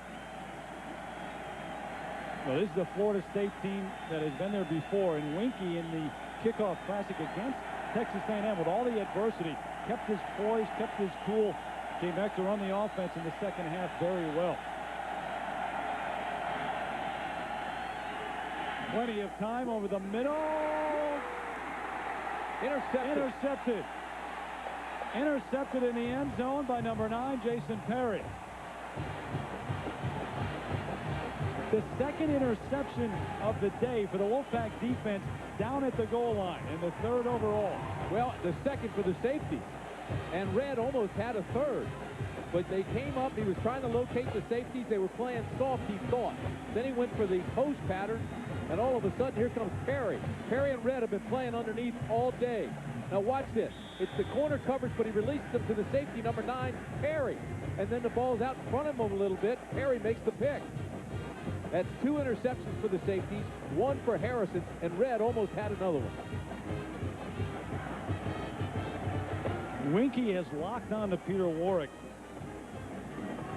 time and time again, and his NC State defense has had at least one defender right there with him. Rashawn Spikes tripped up at the line of scrimmage, but he falls ahead for a gain of about 4. Mike O'Kane would like nothing more than to see NC State knock off 4, 5 yards, 6 yards, 4 yards, 5 yards, and eat up the last 5.5 minutes of this first half and get some points at the end of it. Don't let that Florida State offense back on the field. Torrey Holt split wide right with Hamrick inside in the slot. There goes Holt in motion. They move him around a lot in that backfield. And on the line, quick out to the fullback, Jeff Butler, across the 25 to the 26-yard line. That's a nicely designed play. They send Holt in motion, send him deep, bring the fullback underneath of him. So in other words, the wide receivers, including the All-American, are taking everybody deep, and then they just bring him underneath into the open area. Now we saw State use Holt as a decoy earlier on the touchdown to Leak in the end zone. 2 defenders went right with Torrey Holt, and Eric Leak wide open in the flat.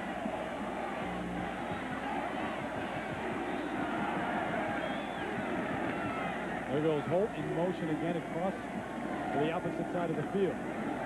Comes back wide open underneath. Holt with a big gain again. And Barnett finding Torrey Holt almost on every play now for the pack.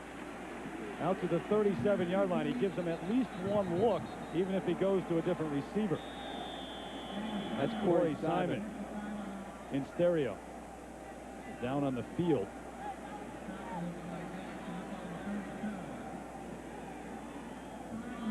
Watch what they do with Holt. They take him in motion to the left. Then as soon as he breaks up field, he'll cut back to the right under the linebackers. Look at this. And then Barnett knows where he's going and just gets it out in front of him. First down. He knows when you get man coverage, he can outrun him by going in motion and then coming back across the opposite way the man's covering him. Now, Florida State may have to make an adjustment on that because they've been able to run that throughout the first half. Well, next Saturday live at 3:30 Eastern time here on ABC Sports. Most of you in this region will see the Clemson Tigers take on Virginia. Had the big win against Auburn today against Maryland. Some of you, including those in Florida, Missouri and Ohio State. Other games on tap, BYU and Washington, Texas and Kansas State. So check with your cable operator or your satellite system to get those games on pay-per-view. College football in full swing here on ABC.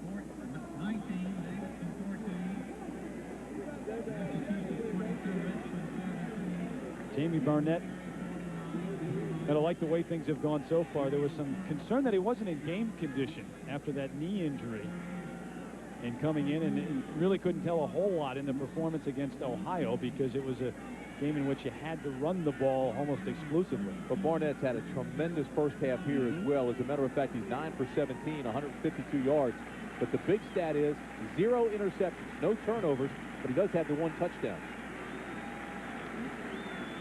And he's been knocked down and sacked, but it really hasn't been the pressure you'd expect from Florida State. An offensive line doing a great job for the Wolfpack. Good to see Corey Simon walking off after the injury. We were just talking about with Barnett, and of course, to me, out of all those numbers, the biggest stat is 0 turnovers. And 1 sack on the afternoon for the Seminoles. Big numbers for Holt, plus the punt return. First and 10 at the 37. Again, plenty of time for Barnett. Holt got a contact. Will there be a flag? Yes. They were all over Torrey Holt at the 20-yard line.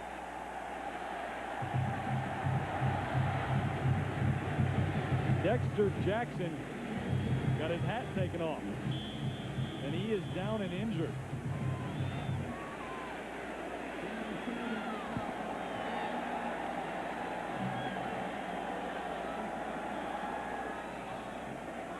Terry, this was just a fly pattern, and they had the corner and the safety coming over. Now watch.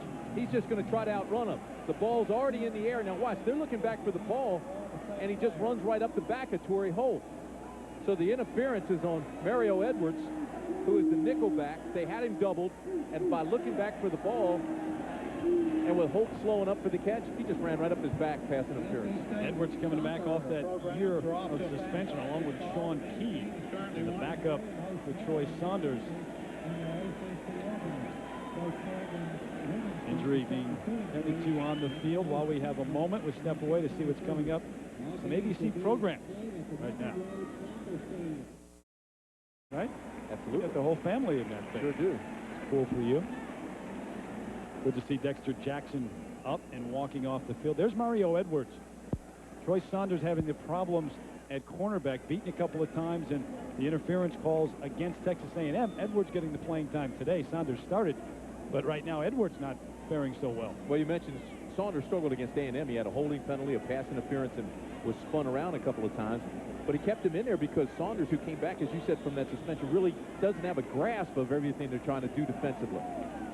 I think that time he was in the right coverage. He was just looking back and ran up Holt's back. Didn't play the ball. Right. So a penalty, automatic first down for the Wolfpack. Ray Robinson, number 5, along with Harold Jackson out of the eye. There goes Robinson, wrapped up at the line of scrimmage. Robinson carries for short yardage. Tony Bryant, number 40, the defensive end, a senior out of Marathon, Florida. In on this stop, we were told actually moments ago that he was going to be out with a shoulder injury. He injured it earlier this week, but he is back in there, and he made the stop. 3:37 and counting in the first half.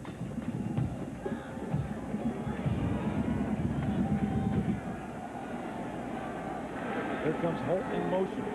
Got to watch him at all times. Going to throw to the tight end now. Devon Smith for the big game. to the 15-yard line, knocked out by Sean McCullough. They went with Holt, and they threw back to the vacated area. He is a big guy, too. Smith is 6'4", 250. Picks up 32 yards, but watch this. You're right. Holt again. Everybody's watching him. Little play action. They send Holt out of the area, and underneath, here comes your tight end, Devon Smith. And look at the big guy. He gets rolling. And watch this. Yes, sir. He's got the crowd going. He is a hoss.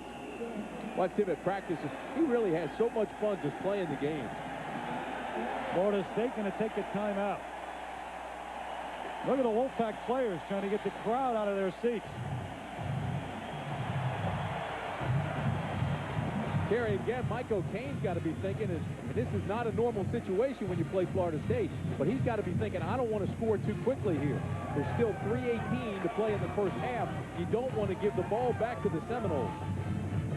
At the same time, you've got a field goal kicker. If you take your chance running the ball a couple times and get stopped, but has already missed an extra point, already missed a field goal. He can't be all that confident. They'd love to get a touchdown on the board before the half.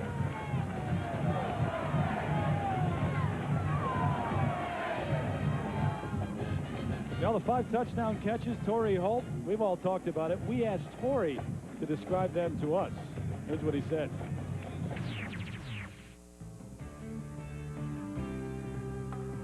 First one was a real route.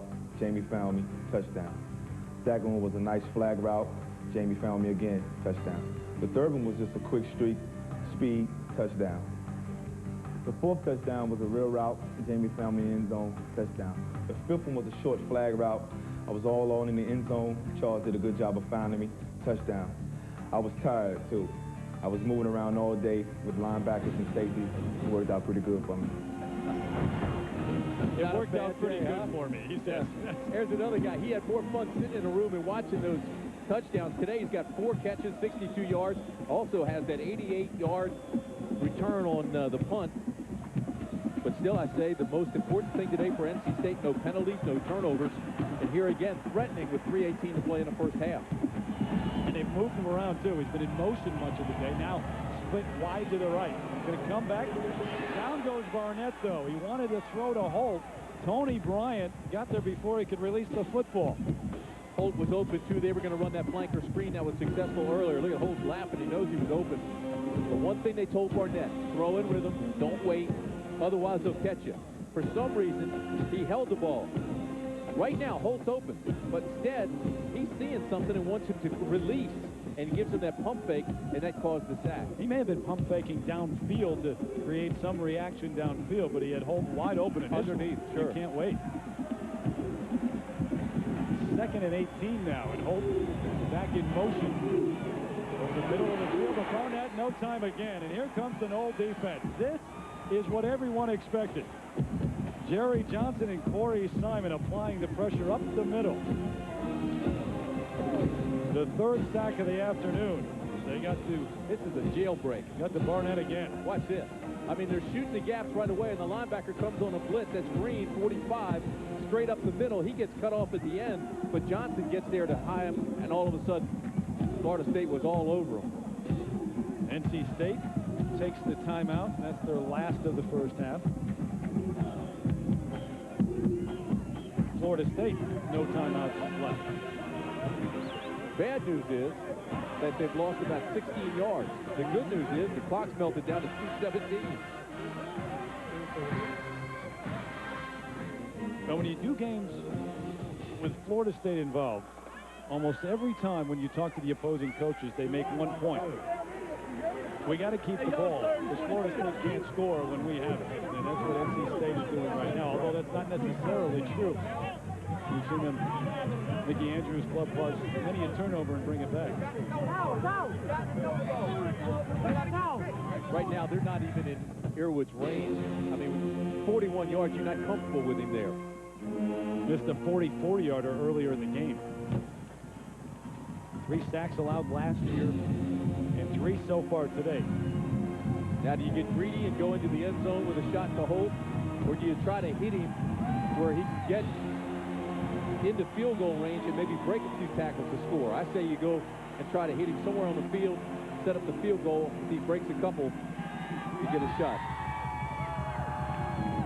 NC State, an average of almost 11 yards to go on third down. Florida State less than a yard. The Florida State defense coming out with the 2 sacks on this drive, trying to get their crowd involved in it too.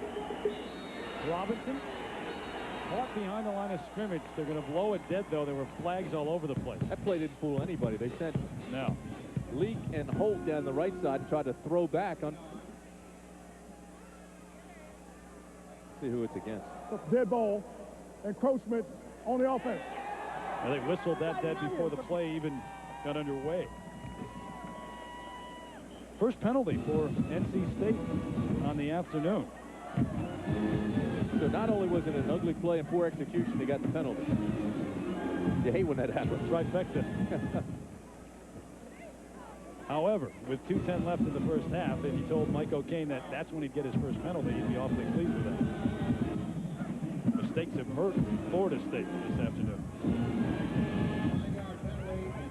This has been a terrific first half. Oh, what a gorgeous day, too, in Raleigh.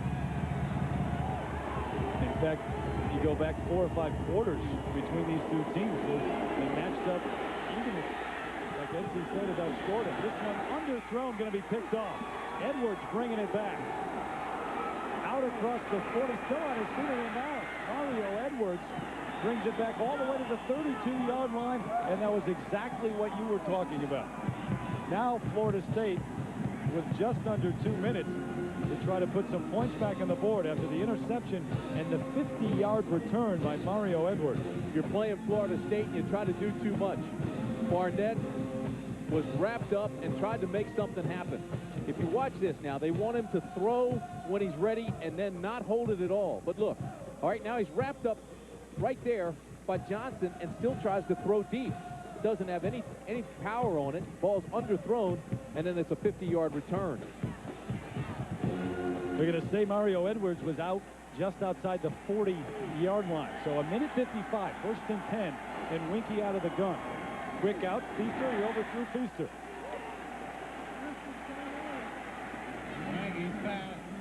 Ball may have been catchable, but it certainly wasn't well thrown.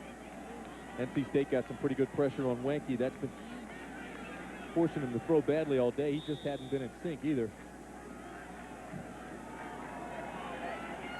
Keep in mind, Florida State trailed at halftime against Texas A&M, too, because of mistakes, not because of physical talent. 3 receivers set. They split the backs out of the shotgun. Wanky forced out of the pocket. He's going to go down back at the 42.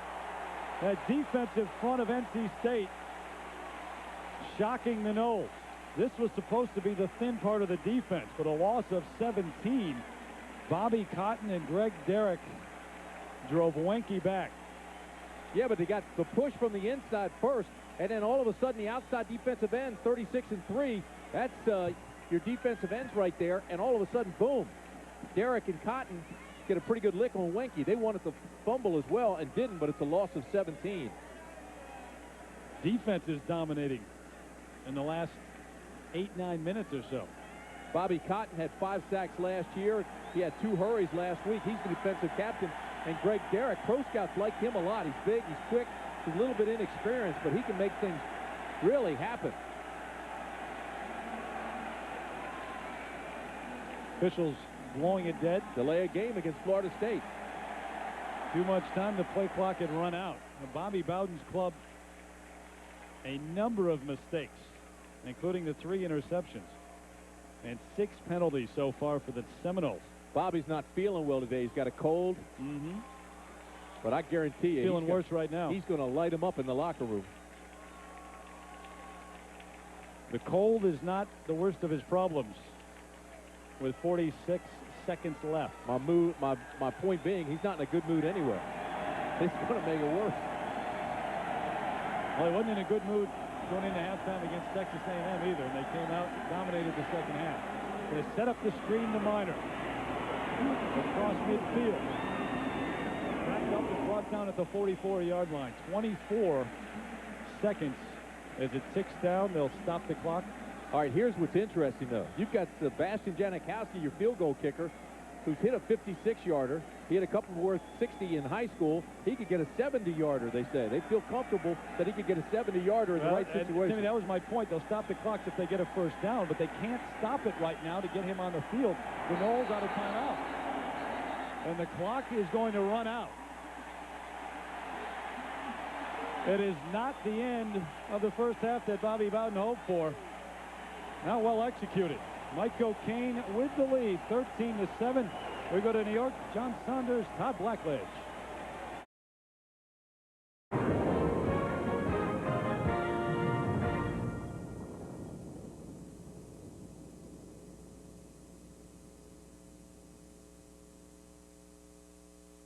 Gary Gannon, Tim Brandt. This is what took place in the first half. Torrey Holt. 4 catches, 62 yards, breaking tackles. They used him all over the field in motion. They put him in different spots. Holt also had that 68-yard punt return for the touchdown. Again, breaking tackles.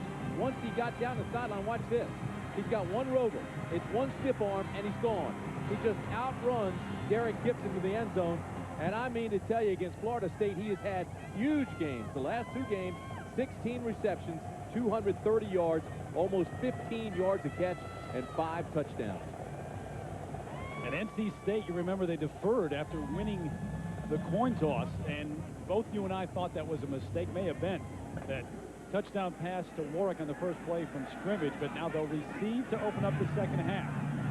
Ray Robinson, the freshman, decides to bring it back out, cuts back, got some room on the near sideline. Drag out of bounds at the 32-yard line. Derek Gibson made the tackle. It may have saved the touchdown. Morgan Stanley, Dean Witter, first half stats, very telling. 203 yards on the ground, or excuse me, in the air for Florida State, but the 3 interceptions, the key that Wenke threw. No question about it. They had success, and of course, Barnett threw this one late.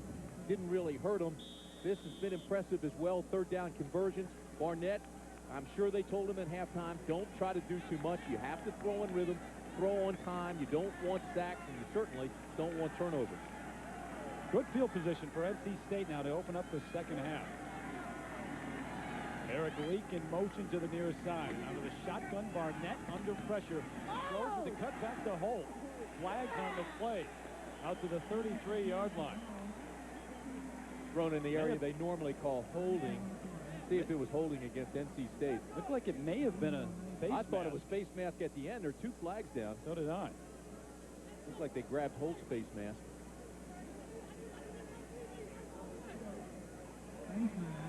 And it is.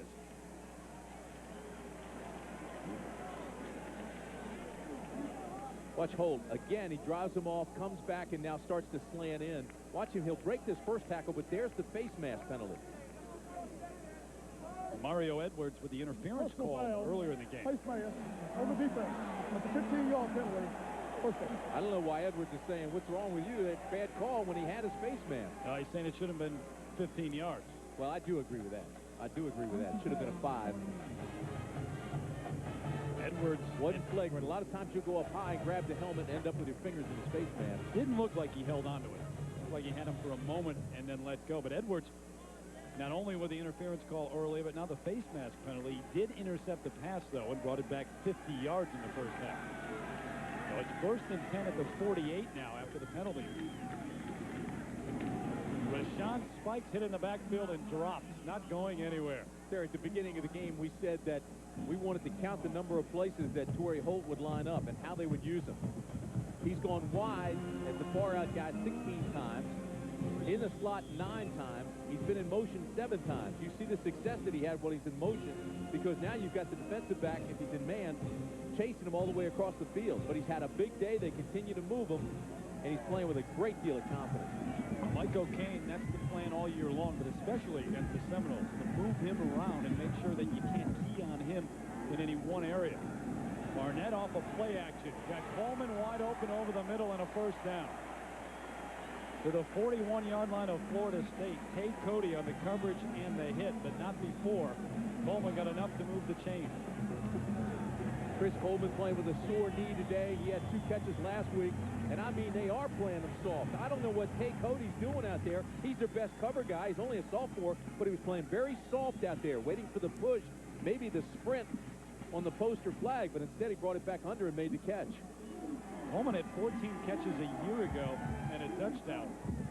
And the leading receiver in terms of yards per catch for NC State, back near the record for the Wolfpack. Rashawn Spikes tripped up over the left side of the line.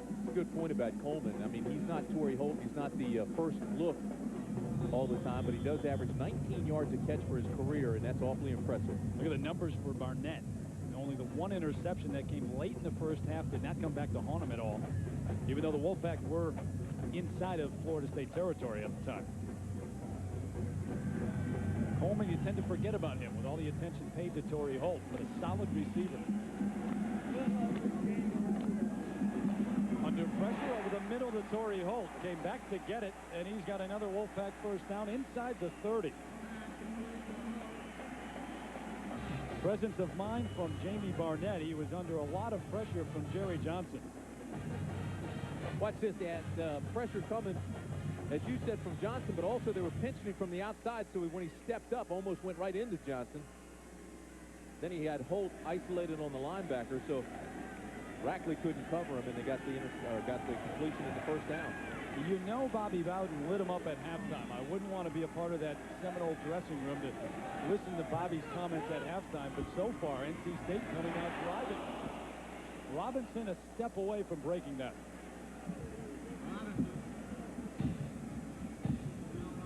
And how important would it be for the Wolfpack, momentum and confidence-wise, to come out on the first drive of the second half and put something on the board? Terry, I think everybody in this stadium was waiting to see what would happen when Florida State came out after the half.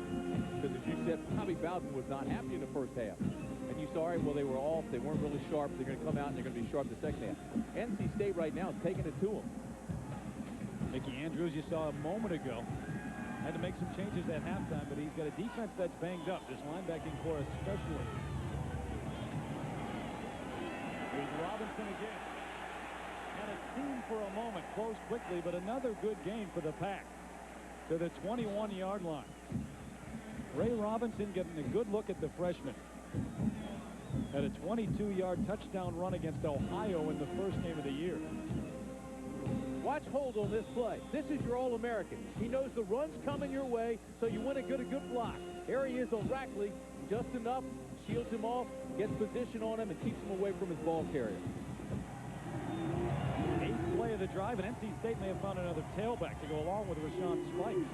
Here comes Ray Robinson again, nothing this time. Dexter Jackson got a hold of his feet 2 yards behind the line of scrimmage. Right now, Torrey Holt is playing every phase of the game on all cylinders. Fantastic. And when you compare him with the Heisman Trophy candidate, Peter Warrick, who's playing with a bad ankle today, right now you've got to give the advantage to Holt. As far as receptions go, 6'2". Then you look at total yards, 113. Of course, Warrick had 174 of those on the very first play of the game. And then, of course, the touchdown to Warrick and the punt return, 88 yards to Holt. So it brings up 4th and a long 3. Torrey Holt comes over to the sideline because Mike O'Kane going to try a 39-yard field goal. Scott Earwood mixed an extra point and a 44-yarder in the first half. This is just barely in his range. Barely good, but it is good. Brought it in right inside the right upright. Do you believe this? Well, momentum certainly didn't switch coming out of the locker room. It's still in the Wolfpack hands. 16-7, and maybe the biggest upset of the year brewing in Raleigh. The good news for NC State, they just kicked a field goal. They're up 16-7. The bad news, Torrey Holt, you see him going to the locker room moments ago. We'll try to get word on why he made that trip. He doesn't look hurt when he was running in there. He looked okay. Could be an equipment change or maybe just to get something retaped. Look at the last 6 quarters. NC State over Florida State, 51-28. And a lot of that credit goes to Mike O'Kane. He has just built confidence in these guys. He's got them believing in his program. He's got them believing in what he's trying to do. You can see they play with more confidence now. Lavernius Coles at his own 8. To the 27. Now Sunday night on ESPN beginning at 8:15 Eastern time. What a great quarterback matchup. Drew Bledsoe and the Patriots taking on Peyton Manning and the Indianapolis Colts. And then on Monday Night Football, 8 Eastern time, Steve Young and the 49ers taking on the Redskins in Washington on Monday Night Football on ABC. Big story there, Terry, is Trent Green, a guy who's never started a game, is starting at quarterback for the Redskins. Gus Frerotte being benched after his performance last week against the Giants. I guess money isn't everything, huh? A big contract, and Gus going to take a seat on Monday night. Leno's trying to get something started. Setting up a screen pass, and it was tipped at the line of actually in the backfield. Greg Derrick with the pressure on Winky. They've kept that pressure on all afternoon, and Winky has not looked sharp at all. Greg Derrick, we were watching him at practice the other day. He's at the top of your screen. The guy stands 6'6". He's got a huge wingspan, hard to throw over. So as big as Winky is, you've got Greg Derrick, who's even bigger. Watching practice the other day with some pro scouts, they love this guy. He's inexperienced, but he's big and he's very quick. Now out of the eye. Here comes Travis Minor. Breaks to the outside, got a Florida State first down out at the 39-yard line. Well, he is so quick to get to the hole. And certainly one of the most talented and heralded recruits ever at Florida State.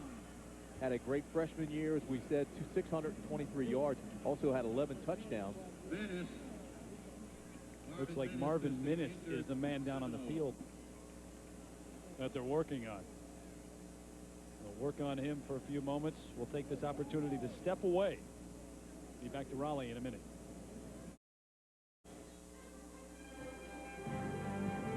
ABC Sports presentation of college football brought to you by the new Dodge. It's about change. State Farm Insurance. Like a good neighbor, State Farm is there. Midas, for quality service at your neighborhood Midas today. And Thrifty Car Rental. Great cars, great rates in over 70 countries around the world. Best of all, it's thrifty. A great one going on here in Raleigh as the Wolfpack lead. And we've been told that it wasn't an equipment change, nor was it an injury, but nature may have been calling for Torrey Holt. It happened as he just made his way back from the NC State locker room. Got to take care of business. There goes Travis Minor trying to do the same. Bobby Cotton had him wrapped up, slowed him down, then got some help from Tony Scott. Bobby Cotton, the leader of this defensive line, and there's Jeff Snipes, the defensive coordinator, or the co-defensive coordinator, who told us his plan was to change his defenses, maybe take some chances, but to confuse Chris Winky. Well, and he's been doing that. We've seen him play 3-deep zone. We've seen him play man for man. We've seen him play combinations. Now, he's gotten burnt once or twice, but for the most part, he really has confused Winky. And the way he's used his safety, they've had 2 interceptions. Second and a long 8 now for the Noles. Through the hands of Clayton White, could have been picked off. Ron Dugan's the intended receiver, but the man who had the best chance of making that catch was Clayton White, the sophomore outside linebacker. You know, Chris Winky right now is pointing. He's shaking his head. Inside, it's got to be eating his insides out because he's 6 for 20. He's got 1 touchdown, but 3 interceptions. He got away with 1 there. That should have been picked off.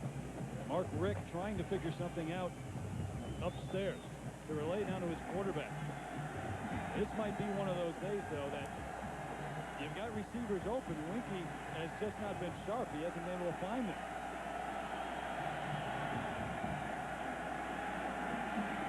Got Lloyd wide open, and this one's picked off. Lloyd Harrison with the interception. Still on his feet. Tiptoeing up to the sideline and knocked it out of bounds at the 25-yard line of the Seminoles by Ross Granite. The 4th interception of the afternoon for the Wolfpack. Again, the ball's overthrown, and it's just easy pickings. I mean, Rick has to be just pulling his hair out. He was hitting his charts there saying, hey, what is going on? The guy's open. All you have to do is hit him. It's a shotgun formation. They're trying to give Weinke as much time as he needs. Now, stop it right there, and look, he was wide open, but the ball is overthrown. Boy, I tell you, as soon as you start yelling ball, too, look at all the red jerseys trying to pick up a white jersey. Great recovery and blocking on the return. Harrison brought it back 35 yards, the 4th interception of the day for the Pack. And the 3rd interception on 3rd down. Key 3rd downs for Florida State. Rashawn Spikes ahead on the left side. There's a flag on the play, though. You know, you have to wonder if it's confusion, if it's an adrenaline flow, whatever it is. But if you look at this, he comes down, he is wide open. There's nobody within 4 or 5 yards of him. And then the interception, because the ball is so high, Lloyd Harrison's just sitting back there playing center field. It came to him. On the defense. It's a 5-yard penalty. We'll replay the down. And they'll replay 1st down. It'll bring up 1st and 5 now. And Bobby Bowden searching the sideline. They had adversity against Texas A&M, and he said he looked into the eyes of his players and he found some leaders. They need him now. I'll tell you something else, too. He just walked up to Marcus Alston and talked to him, the second-team quarterback. We'll keep an eye on him. They may go that way eventually. Ricky Collins, a redshirt freshman wideout in the game now for the Wolfpack. Spikes gets the call inside the 20 to the 19. Jerry Johnson may have tripped him up initially, but the Wolfpack starting to believe. And I think there may be more people in this stadium right now than when the game started. Well, Terry, I guarantee you nobody on the Florida State sideline is panicking. You still have just under 8 minutes to play 3rd quarter. It's still early, and you're only a touchdown and a field goal behind. They can get that in a heartbeat at Florida State, so they are not panicking. But I think Bobby Bowden knows they better screw on their hats now and start playing football, or they could be in trouble. There goes Torrey Holt again in motion. Barnett looking for him. He's got him open. Throws behind him. What a catch by Holt. Unbelievable. What a catch by Torrey Holt. They'll move the chains again. There's your all-ACC wideout. He's more than that, Terry. He's an All-American. And a high draft pick waiting to happen. You're seeing 2 of the best today in Holt and Warwick, 2 of the best in the nation, but with Weinke's troubles, Warwick hasn't been able to get much going except for the first play of the game. Again, they're sending him out wide, and he outruns the defensive back. Actually, again, he's locked on the linebacker, and that is one whale of a catch.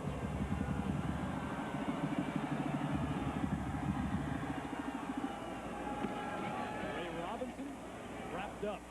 Corey Simon getting his first start today for the Seminoles. Barnett always looks to Torrey Holt first. But you have to give him credit. Every time Green, the linebacker, has been isolated on Holt, they have found Torrey. Mike Green is a terrific athlete, and he's got great speed. He's 6'3", 230, and can really run, but he can't cover Torrey Holt.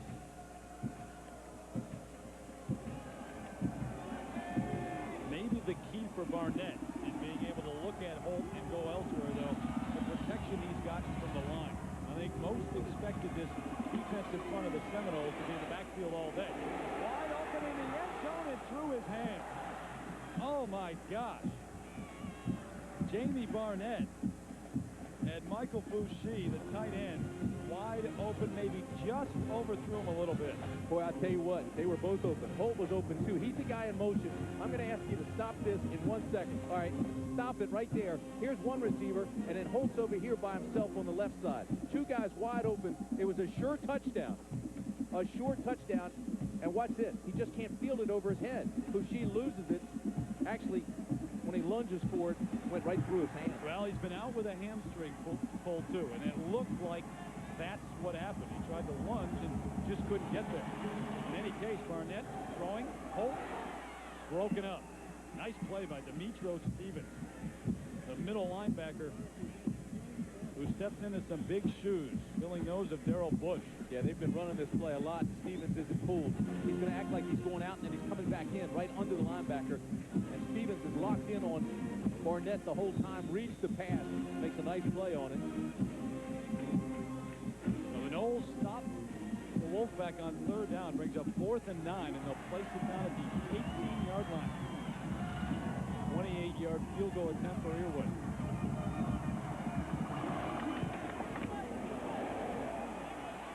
Wide to the right. 44-yarder that he missed earlier. He missed an extra point. Troubles continue for Earwood.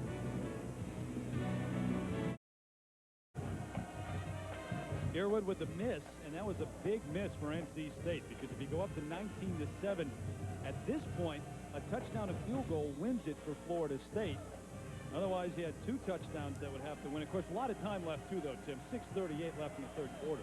Now missed 2 field goals and an extra point. He did hit a 39-yard field goal. Wanky, 2 of his last 15 with 3 interceptions. The inside give from Minor. Bounces out up to the 28-yard line. They've worked Travis Minor a lot this afternoon, too, as Winky has struggled just like they did against Texas A&M. Not nearly as many carries, though. You look at Marcus Outson, the backup quarterback, who had a conversation with Bobby Bowden moments ago on the sideline. And he was just warming up seconds ago with Jared Jones. Second and a long 2 after the 8-yard gain by Travis Minor. Same play, here comes Minor. Tony Scott makes the tackle, but Minor may have gotten the first down anyway, out to the 31. And he did. They'll move the chains. This is an NC State secondary that has played extremely well today, maybe as well as they've ever played, with the test of Florida State. Florida State knows that NC State has played well today, too. But there's still no panic. They know it's still early. And remember, they trailed at halftime against Texas A&M and came back and won that one. That's their belief right now. They place it down at the 32. They give it to Minor again. Up the middle. Tough running, but he gets out to the 35-yard line. They've kept it on the ground in this drive.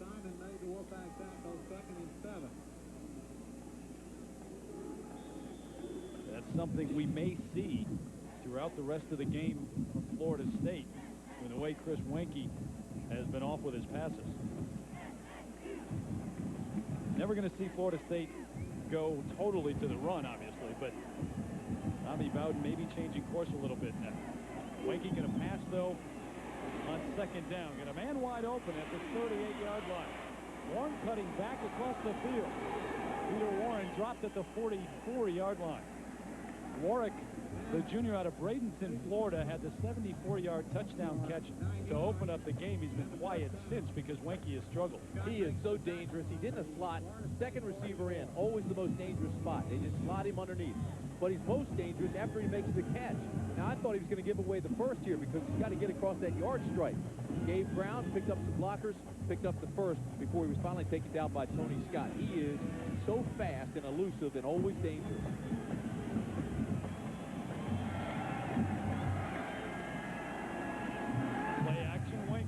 Fake going deep, going for the home run to Cole, and out of bounds. Well covered. Lloyd Harrison, who just picked off a pass on the last drive by Florida State, step for step with Cole. You don't see Wanky underthrow receivers very often. His problem is he overthrows them, and when he does it in the field of play, he's throwing picks to the center fielder. You can live with it to the sideline. It's going in the second row. Sure. And defensively, NC State has done a lot of that. They've played too deep, or they've played a man free a lot today, a free safety.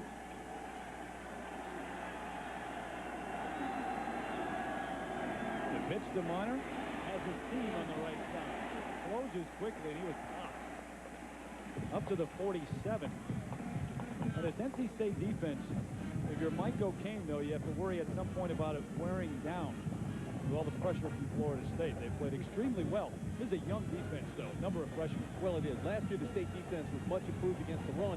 As a matter of fact, it gave up 227 yards a game 2 years ago. Last year, just 130 a game. And this year, they're even hoping to improve on that, although Ohio took a big chunk up in the first game.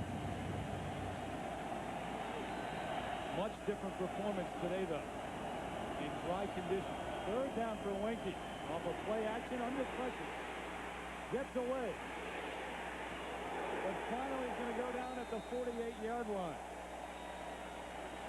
Rodney Red, number 8, who's had a big day with strong safety for the Wolfpack, chased him to that point, and a number of Wolfpack tacklers joined the club. Terry, they're just having fun around here NC State right now, they're just teeing off. Guys are taking shots. Again, they bring pressure up the middle, and look at your outside with Cotton. And again, you've got Derek back there. There's Derek, misses the tackle, but put the pressure. Then Red holds him up, and guys then just coming in to finish him.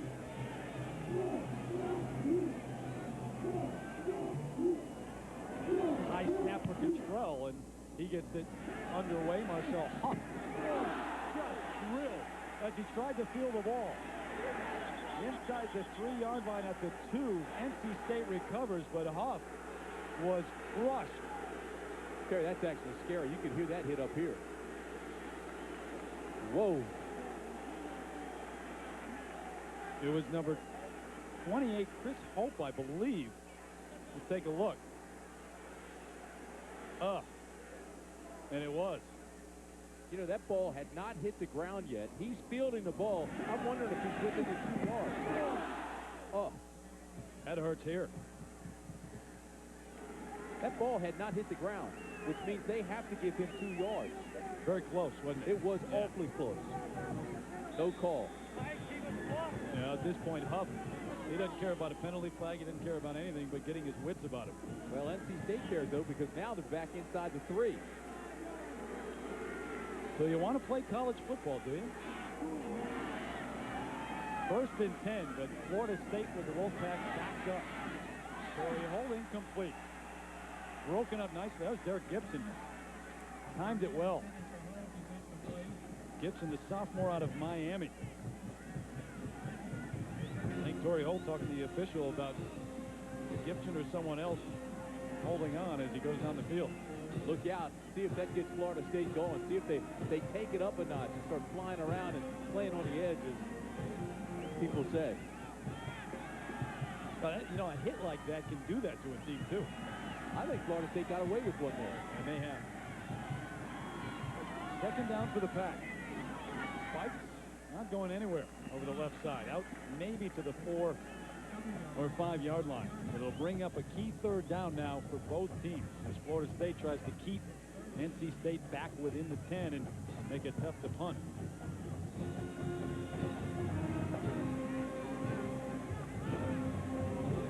Mickey Andrews and his defense going back to the drawing board at halftime.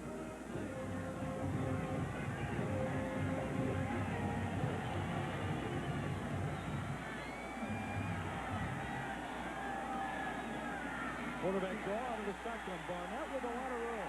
Barnett picks up the 1st down. To the 15-yard line. What a huge play for the Pack. So if you're playing defense, you think the last thing that's going to happen is Jamie Barnett, who was just scoped in the offseason, and there are questions about his knee, and he's passed up some open runs before. You just don't want to cover him. That is designed quarterback draw, did not hesitate at all, and picks up the 1st down. And the first time that they've run it this afternoon, if you're Mickey Andrews, you say, as you said, get an injured quarterback to a certain extent, and they haven't run it all day. Breaking all tendencies, great call by the Wolfpack.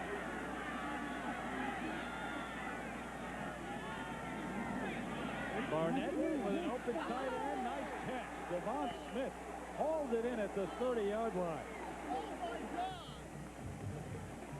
A gain of 15 for Smith, who started the last 3 games a year ago at defensive end.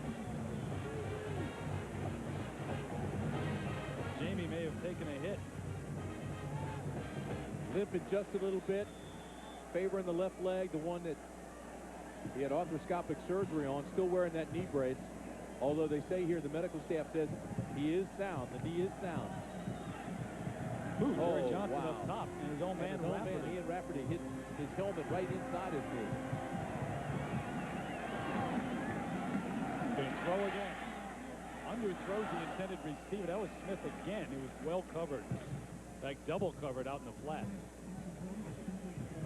Well, next Saturday, live at 3:30 Eastern time. Here's your lineup. Regional action here on ABC. Most of you will see the Tigers of Clemson and Virginia. Some will see Missouri and Ohio State. Check with their cable operator, though, for the games on pay-per-view. BYU, Washington, Texas, Kansas State. Next Saturday on ABC. They're really starting to get after Barnett now. He took another hit, this time both high hits.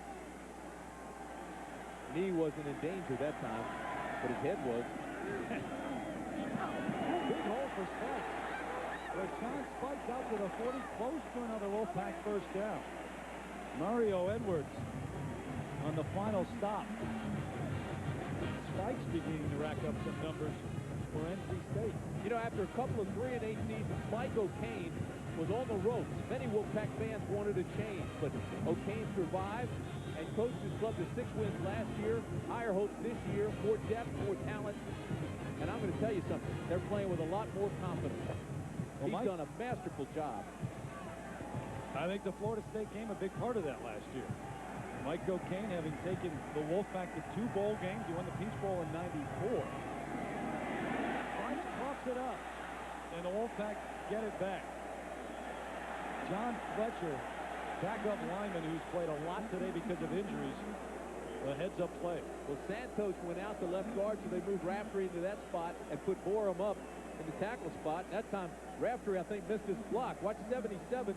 He's pulling out of there, kind of misses his block, so he's left all by himself outside. See him up there at the top of the screen? And it's a good thing for him because that's where the ball came. He was out there by himself. Good job. Heads-up play. He, too's coming back from a knee injury. Final seconds of the third quarter ticking off, and the Wolfpack of NC State trying to pull off the biggest upset so far in college football. 16-7 over the Seminoles of Florida State. We'll be back with a great fourth quarter, no doubt, after this message and a word from our ABC station. Solomon Smith Barney remembers what Bobby Bowden would really like to forget. Wide right, the 2 words Knowles fans would love to forget. In '91, #1 in the country, Jerry Thomas misses to the right Miami with a 17-16 win.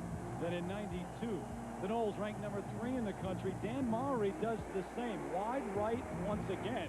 1916 the final. Both defeats eliminated the Seminoles from national championship contention.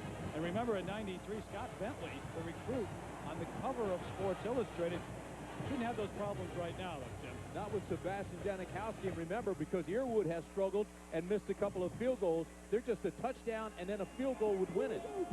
So he could play a large role in this game, even though he hasn't really played a role at all. Hasn't had an opportunity so far today. Barnett, he's going for it all. Well covered is Torrey Holt. Tay Cody one-on-one with Holt, and he broke it up.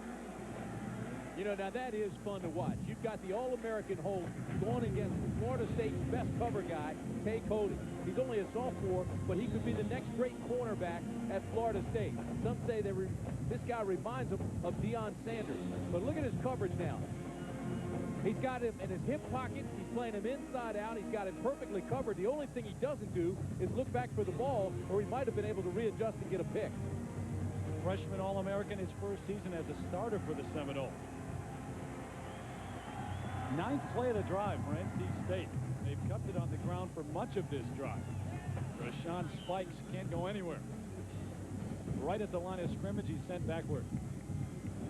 You know, Terry, as well as NC State has played today, now Florida State not only has to battle NC State, but also the clock. See, the clock now becomes a factor with 14 and a half minutes to play the game. They still need 2 scores.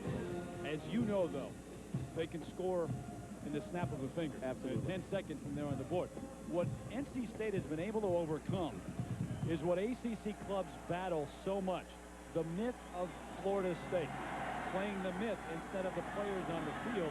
And at this point, at least, the Wolfpack with a lot of confidence, and that's almost picked off. How was it not? Corey Simon had it thrown right into his hand. You're right, they can score quickly on either side of the ball, and this is one way they could get back into it. This is just a poor decision by Barnett. Again, he waits too long and doesn't throw when he's balanced. He's off balance and tries to throw a pass and throws it right to the linebacker. I don't think he ever saw Corey Simon back off the line. Only the 3rd time that Florida State has trailed in an ACC game this late. Earwood gets it away quickly. Steve Feaster thought about fielding that ball. Was fortunate to get out of the way. 37-yard punt for Earwood, who looks shaken up. Now it's up to the Noles offense to get something going.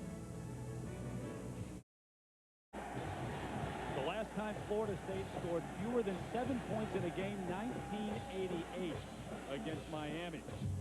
They're stuck on 7 now. Incomplete. Warwick just popped by Lloyd Harrison. There's an adrenaline flow now. You're absolutely right that Florida State can score quickly. But right now, as we said, time's a factor, and I think NC State now is believing they can win this game. And here's a case in point. Watch how aggressive Harrison is. There's his read. He's playing soft, but now the break on the ball, and he just goes headhunting and separates him from the ball. Wenke now, 7 of 25, 1 touchdown, but 4 interceptions. Wolfpack could have been shell-shocked after the first play of the game. The touchdown pass to Warwick, but they weren't. And down goes Wenke. The sack by the Wolfpack. Clayton Simon again. Simon, the senior out of Hickory, North Carolina, has had a big game. Wenke said he had a problem with patience because he has more time than he has in practice because they don't face anybody that is as aggressive as their defense. But I think he's holding it too long now. And Clayton Simon just catches him from behind when he tries to step in the pocket. Well, Simon was the starter a year ago. Came in, really wasn't in shape, didn't prepare for the season, lost his starting duties. This is his final chance as a senior. Making up for it today. Wenke thrown over the middle. Dugan got it right in front of Tony Scott. Nice throw, nice catch. Yeah, I was going to say that ball was well thrown. 22-yard pickup, and that ball had velocity on it. Just outside the 47-yard line. Catch by Dugan. See, and again, I thought Tony Scott was playing just a little bit soft back in coverage. They can't get tentative now. They got to continue like Harrison did and go head hunting.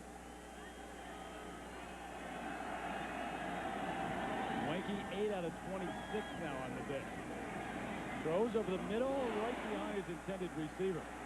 Another ball that Warwick could have caught, but not really well thrown by Wenke. He's had receivers open throughout the afternoon. NC State taking chances on defense, and he hasn't been able to connect.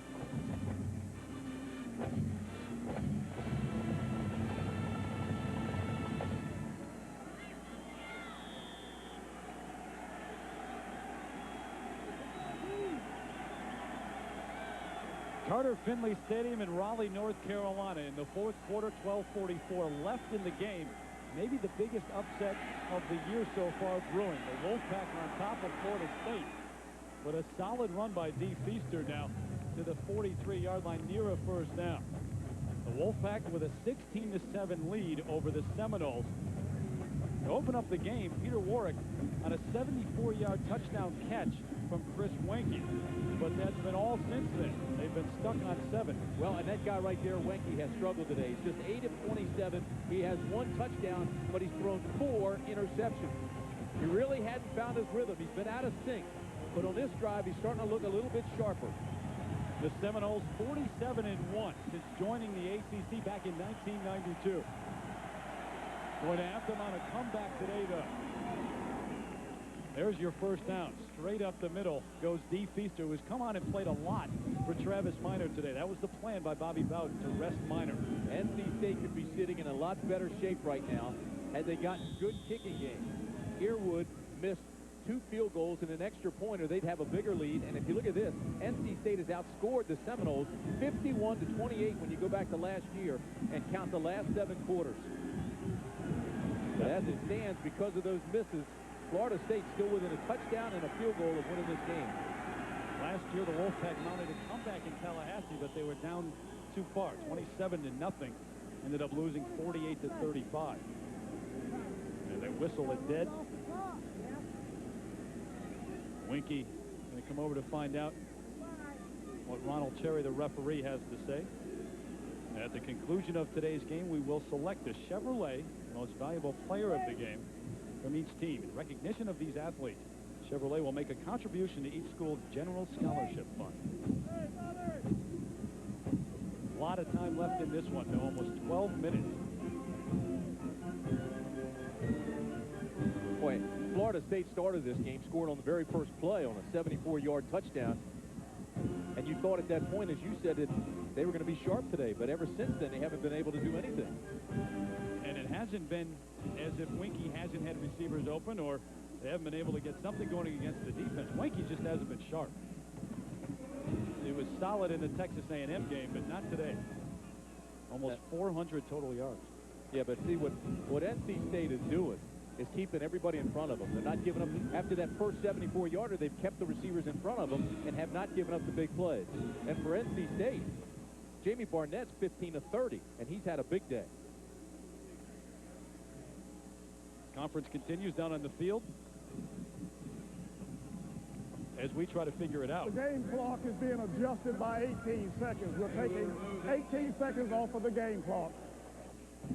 All right, Ronald Cherry says we'll take some time off the clock. So it's down to, what, 11:34, I guess, for Mike O'Kane, which would be his, no doubt, biggest win of his career at NC State. Came in, followed Dick Sheridan, who was here for 7 years, went to 6 bowl games. The last thing Bobby Bowden wants to hear is that they're taking time off the clock. Got 11:34 to play, and he still needs a touchdown and a field goal.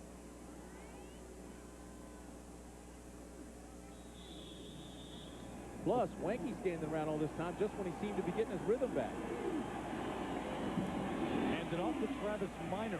Rolls his way straight ahead. Finally brought down up at the 34-yard line. He has been a workhorse, though. In the first game, we mentioned 34 carries. That's a Florida State record against Texas A&M. And split time with D. Feaster gotten a little more of a break today, but they've gone more to him in the second half because Winky has not been able to connect in the air. 18 carries, 104 yards now for Travis Minor as Feaster looks on. Play action. Winky with a world of time. Dugan double covered and broken up in the end zone. Well covered by the Wolfpack. You know, I think everybody saw Florida State play Texas A&M, and I was talking to Mike Hankowitz and the Texas A&M defensive coordinator, and he says what makes the Noles offense so difficult to defend is that they can line up in an I formation and then throw it so effectively, or they can line up in a passing formation and run it, but they aren't fooling NC State, and Wanky's thrown into double coverage. Both safeties converged on this play. They only had 2 wideouts, 2 receivers, and so both safeties could come over. That was an easy play for those safeties. Winky had 3 days to throw it. He had no one open. There's the drive so far. Through the hands of Warwick, and this one picked off. NC State with the 5th interception of the game. Anthony Cason, the redshirt freshman out of Indian River, Virginia, with this one.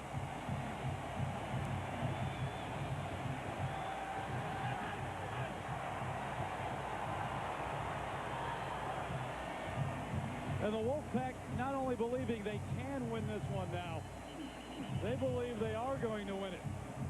10:39 still left, though. Too much velocity on this one, and it's high. Tip drill, bingo, interception. They're starting to believe.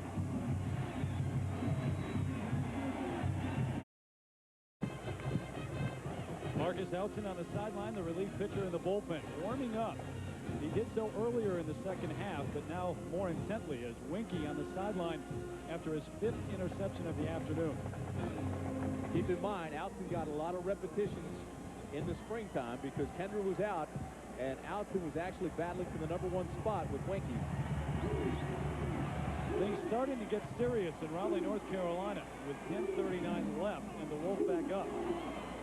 Riker screen, holds a nice catch after it was tipped. He may have saved an interception. 2 things. Time is definitely a factor. Florida State can't panic, and you can see there they aren't. But they have gotten more aggressive. They came with a jailbreak there and brought everybody to put the pressure on Barnett. The second thing is NC State cannot get too excited here, too emotional, because emotion gets in the way of concentration, and you can sometimes make mistakes that they haven't made to this point. The one mistake Barnett made earlier, he threw the interception and he tried to make something happen that wasn't there. Exactly what you're talking about. A junior out of Roxborough, North Carolina, with a straight drop. Plenty of room to run. He tucks it to the near sideline. Got a Wolfpack first down in the dive. Out of bounds at the 37-yard line. Diving for the first down, Barnett. The only time that Florida State has lost in the ACC. You go back to 95, 33-28 the score at Virginia. Warwick Dunn can't get to the end zone. So Bobby Bowden within a foot of an unblemished record in ACC play since joining in 1992. As Dunn was stopped at the goal line in danger of another one. But they're still 47-1 and 6 seasons in the conference. 11 consecutive 10-win seasons, 11 straight top 4 rankings. They don't lose often, and they definitely don't panic in this situation. If you're Mike O'Kane, you're hoping your ball club believes at this point, even though you haven't been in a situation like this against Florida State, but believes that you are going to win the game. Here again with the situation where Barnett, with a bad wheel, he had his knee operated on. They say it's still not 100%. They don't expect him to run. He comes out and picks up the key first down. By the way, we've got more clock problems. Had to take time off the clock on the last drive, and they may have to do the same. Well, twice now, the clock has not started when play started. Which you would never think that would happen at home. Usually not happening at home when an upset is brewing, yeah. Well, this one a long way from over, but more action tonight at 8 o'clock in prime time here on ABC. The Irish trying to build on the upset of Michigan. Go to East Lansing to take on Michigan State. They're trying to right the ship. It'll be a huge upset for them over the Irish tonight. Good one, though. Rivalry, obviously.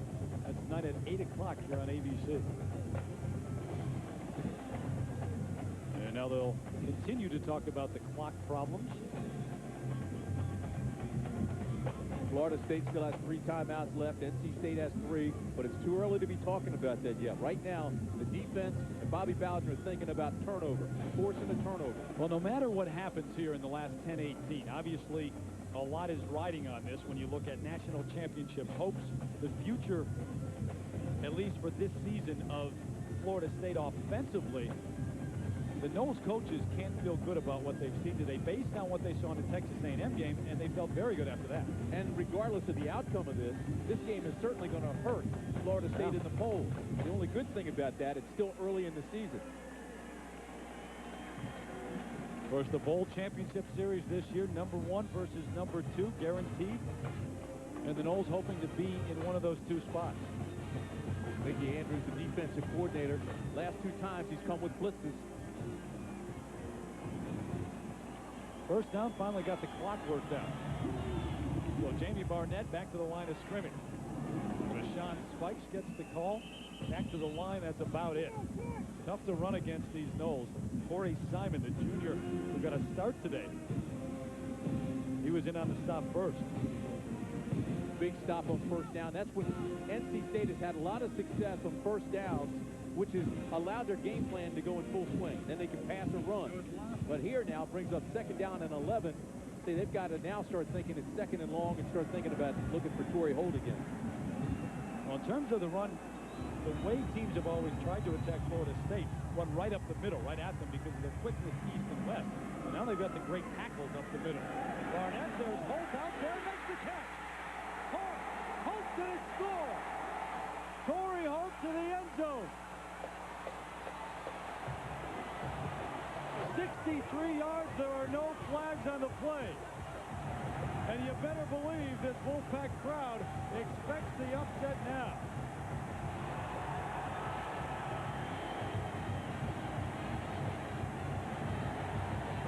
Talked about him in the beginning of the game. He had 5 touchdowns against Florida State last year. They were keying on him today. NC State has moved him around, put him in a lot of different spots. He's been successful nonetheless with a couple of touchdowns again this afternoon. That time, it was just a fly pattern, and he outran the secondary. What a perfect pass by Barnett as well. Just put a lot of air under the ball and let Holt run to it. 63 yards. He had a 68-yard punt return for a touchdown earlier today. 5 touchdowns against the Noles a year ago, but these much more important for Torrey Holt and the Wolfpack. 22-7 with the extra point to come.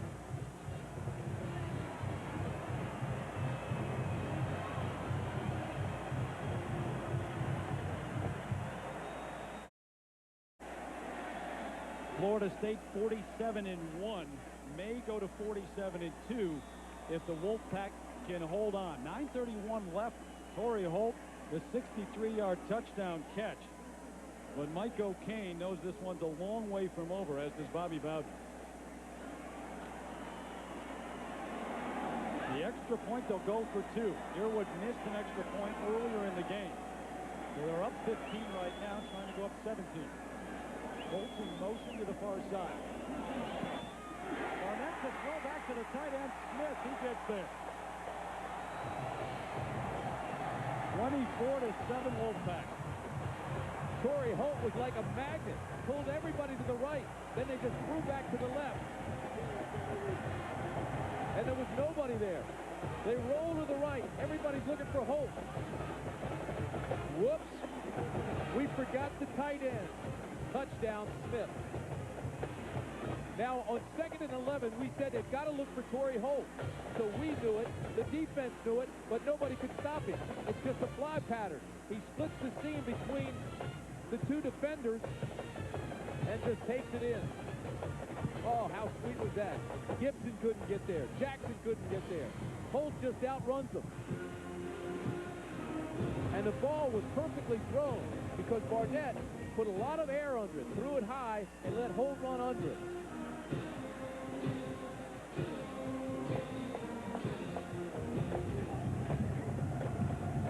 Torrey Holt, with the 5 touchdown catches last year, set an ACC record. This year, he's trying to pull off the biggest upset of his career. Jamie Barnett, the perfect pass, has found Holt all afternoon long. And Mike O'Kane trying to make sure his troops realize there are 9 minutes and 31 seconds left in this. Reggie Durden, Steve Feaster back deep. There's the quick drive.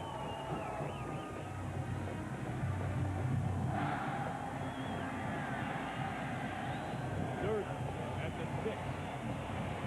Got a lane. Closes quickly out at the 34. Good run back, though. Good field position. Again, a tackle by Jason Perry. ABC Sports presentation of college football brought to you by Chevrolet Trucks, the most dependable, longest-lasting trucks on the road. Coors Light, frost brewed to tap the clean taste of the Rockies.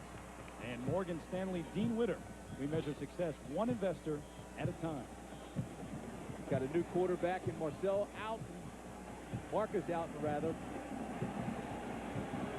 Sophomore out of Fort Walton Beach, Florida. Alton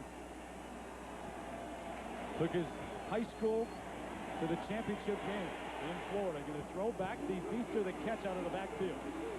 Still up. Feaster across midfield to the 49 of NC State. Great gain on first down for the Noles. Edric Smith, the freshman middle linebacker, made the stop. Outside of Florida, you may not know Marcus Alton. We certainly didn't know coming in that he was going to get any playing time today. The scouting report says he's an exceptional athlete, very fine runner. Coaches love his ability to handle pressure, and he certainly has that now. Got a lot of time in the spring, as you mentioned, after Kendra went down, but did not throw a pass a year ago. His first year playing for Florida State. Alton going to pick this one up. Scramble and near a first down. The snap was low out of the shotgun. I think right there, to the 40. I think right there he lived up to everything in that scouting report. It was a bad snap. He didn't panic, kept his composure, and instead he's a fine runner, and he tucks it away, and he's within a yard of the first. Same high school as E.G. Green and Danny Werfel. Fort Walton Beach. There's Winky.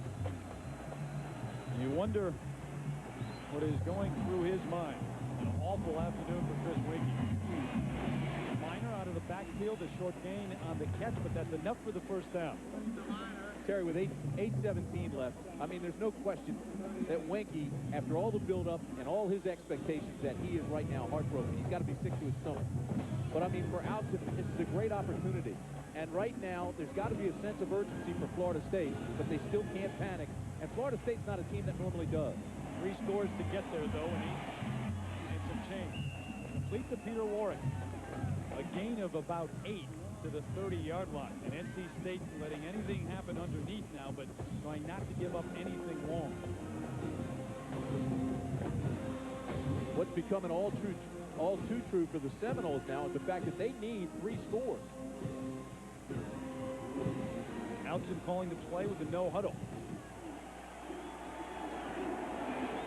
Second and a long 2. Here comes NC State up the middle. Alton wanted to dribble to Minor. Couldn't get it to him. Wrapped up behind the line of scrimmage.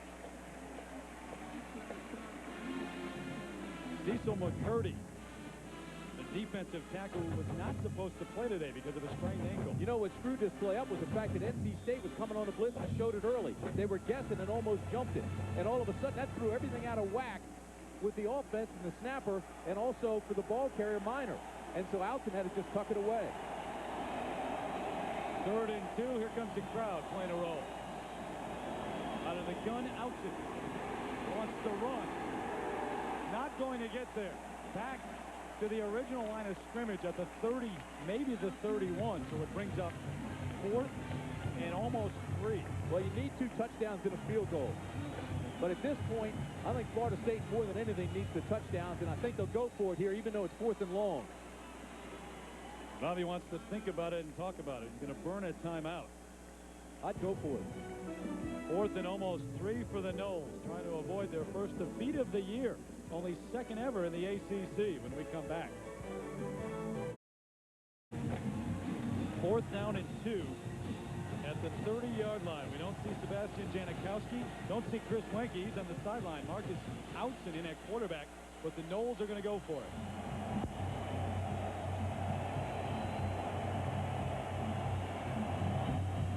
Outson to throw. Throws. Almost picked off. But the Wolfpack holds. Either way, they hold on 4th down. And it'll turn it over to NC State.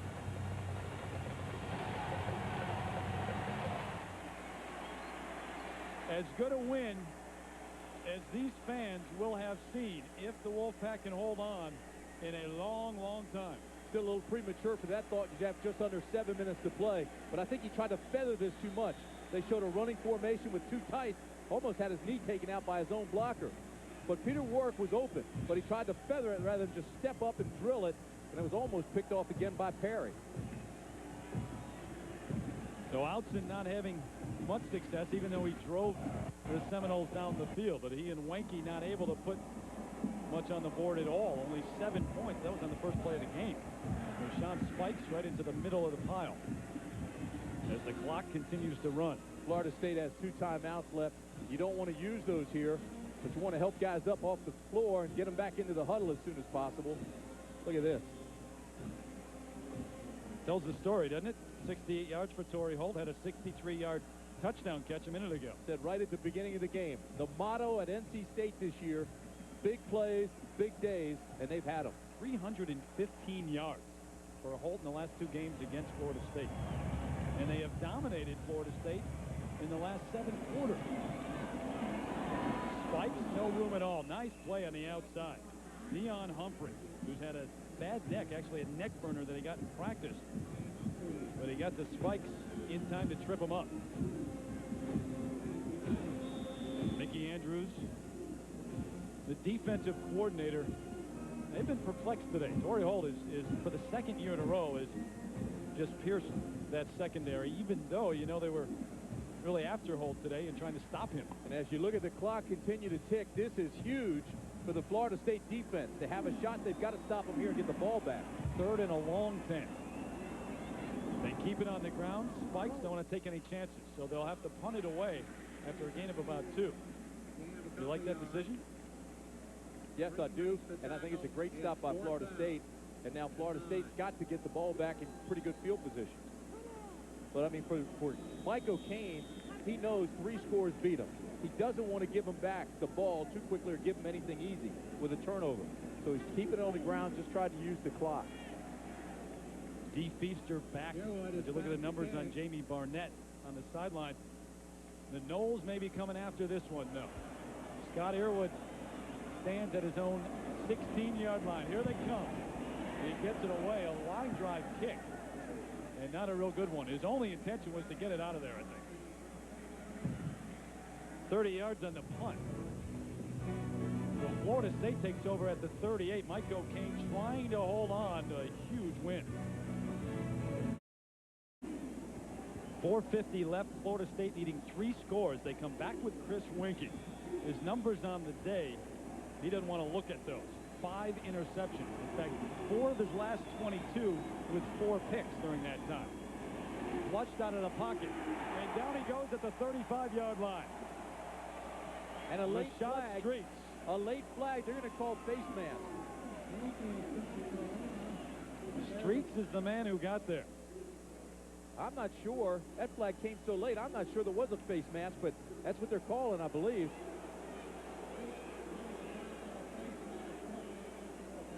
There was a hand high on his hat. Well, face mask. That's a 5-yard face mask on the defense. Take a look. Now, the hand is high on his hat, but see if it gets his face mask. It's actually on his shoulder pad. You know what? You're right. No face mask. And the flag was thrown from up here. The official had his back to the play, or had the players' backs to his. Never touched the mask.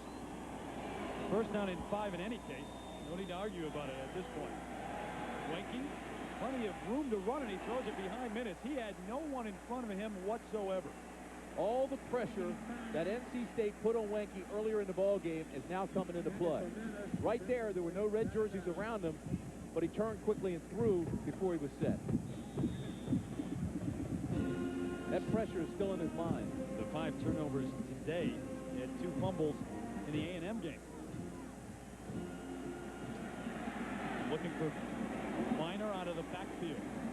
Out to the 49-yard line, close to a first down. He may have it for the Noles, but 4:21 now, and that clock becoming even more of an enemy than NC State. And don't forget, if time permits, stay tuned for the Thrifty Car Rental post-game report. The scores and highlights from across the country with John Saunders and Todd Blackledge. Did not get the first down, so it's 3rd and 1. The inside give. He's going to get it this time. Travis Minor to the 49. The ball is loose. NC State saying they recovered it, but it stays with Florida State.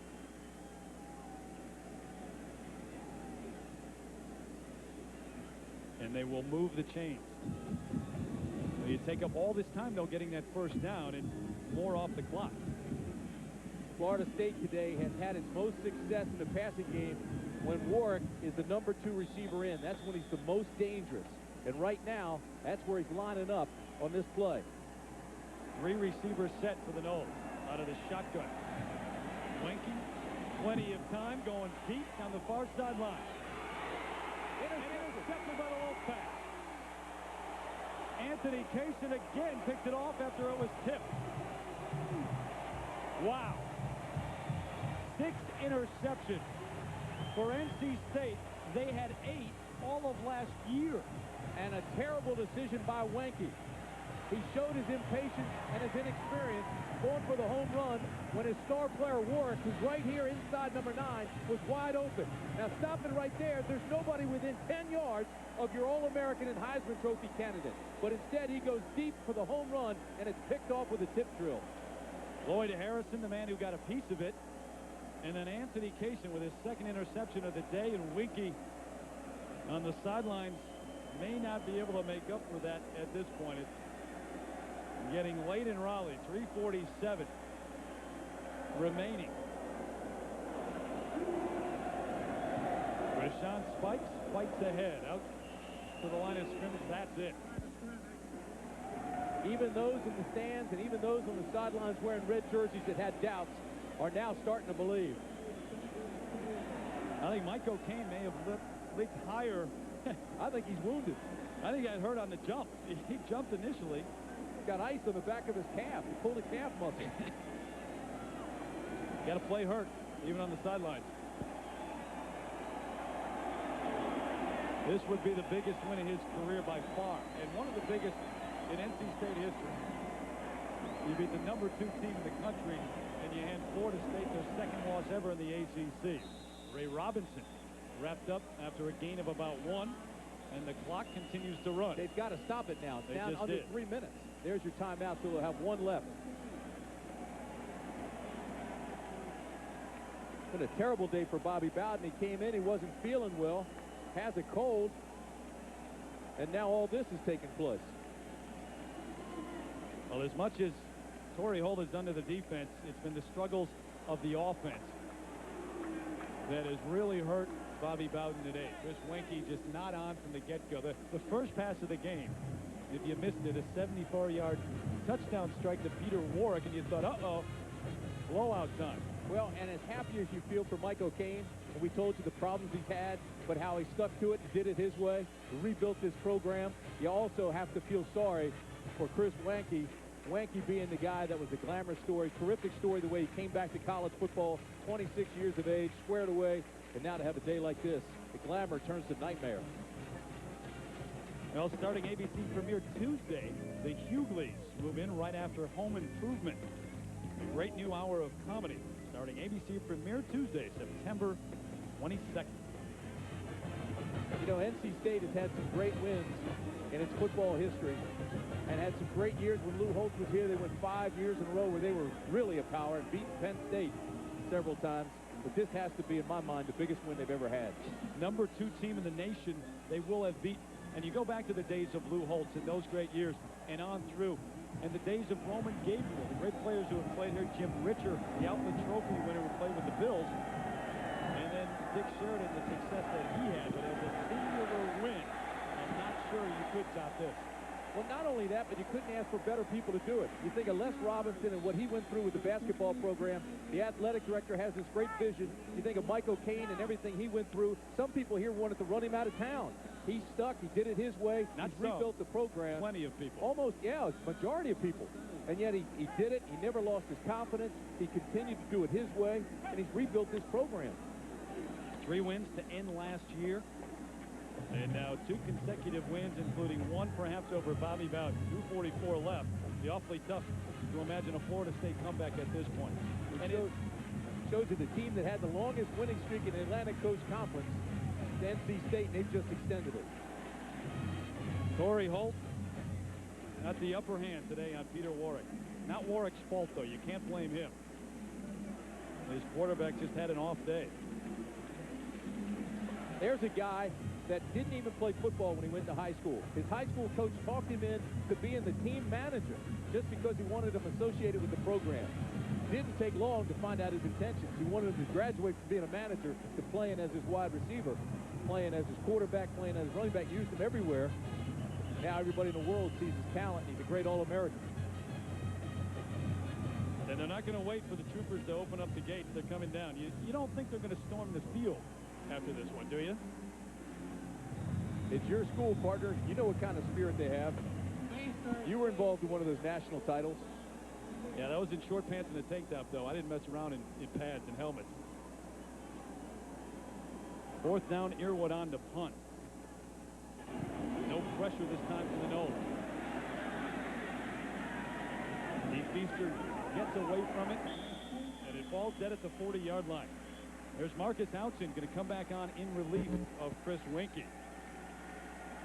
But Bobby Bowden, you mentioned it a moment ago, you do have to feel for him. And here's a team that comes in, having dominated the ACC.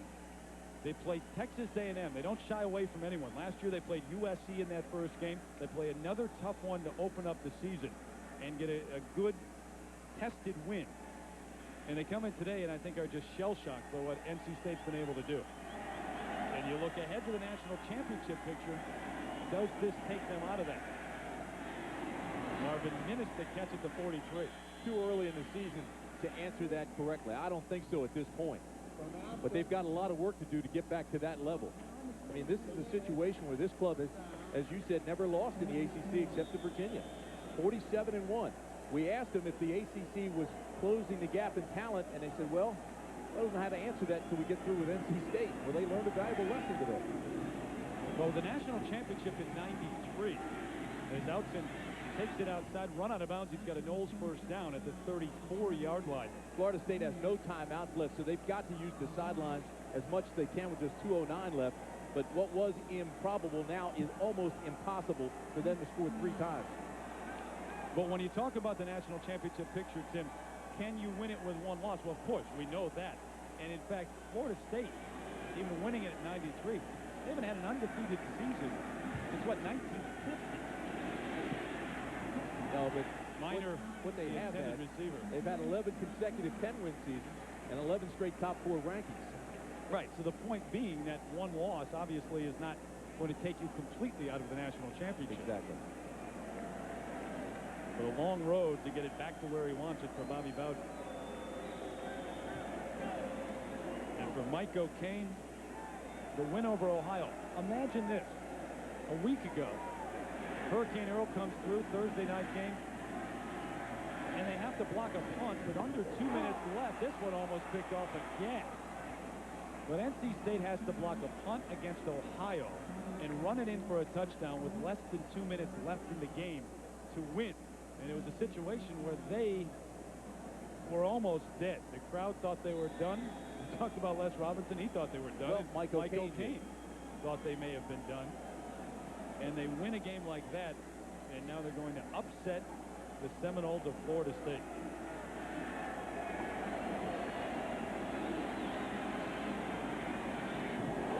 Nelson, after the bad snap, gets down to the 32-yard line. Nothing going right at all for the Noles. That'll bring up 4th down and long for Florida State. NC State, if they stop and get it back, and can run out the last minute and a half.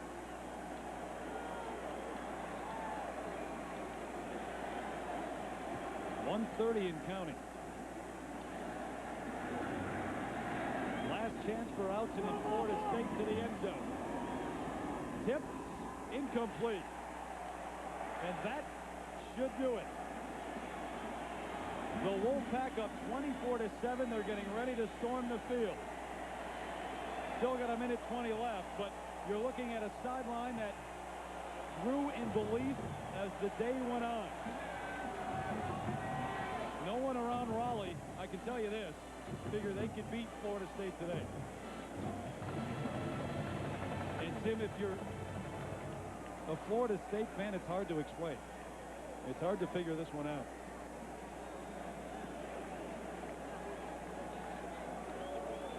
What a great scene this is. Ready, set, go. And they'll be out there. No timeouts left for the Seminoles. Barnett to one knee, and the clock continues to run.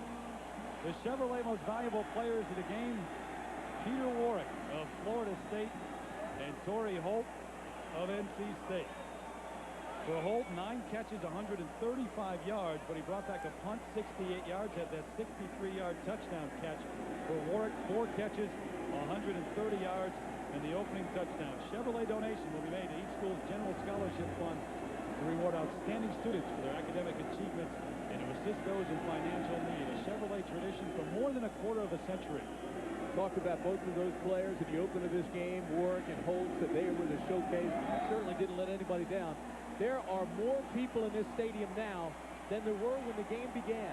As the game went on and NC State continued to lead, more and more people came into this stadium as the afternoon progressed. Chris Weinke trying to figure out what went wrong today. Yeah, there's a Wolfpack club enjoying what may be the biggest win in the program's history. They've had some great ones and some great players, but they just upset the #2 team in the nation, Bobby Bowden. And as Bowden comes over to have a word and congratulate Mike O'Kane, the clock has stopped. And I'm not sure they could get these folks off the field if they wanted to. State troopers are trying to help Mike O'Kane. He's got that bad leg. He said, hey, leave me alone. Just let me walk slowly here. I think he wants to savor the moment, too. #2 ranked Houston back in 1967 for NC State. As sweet a win as they're ever going to have here in Raleigh. Peter Warrick, well, you got a feel for that guy.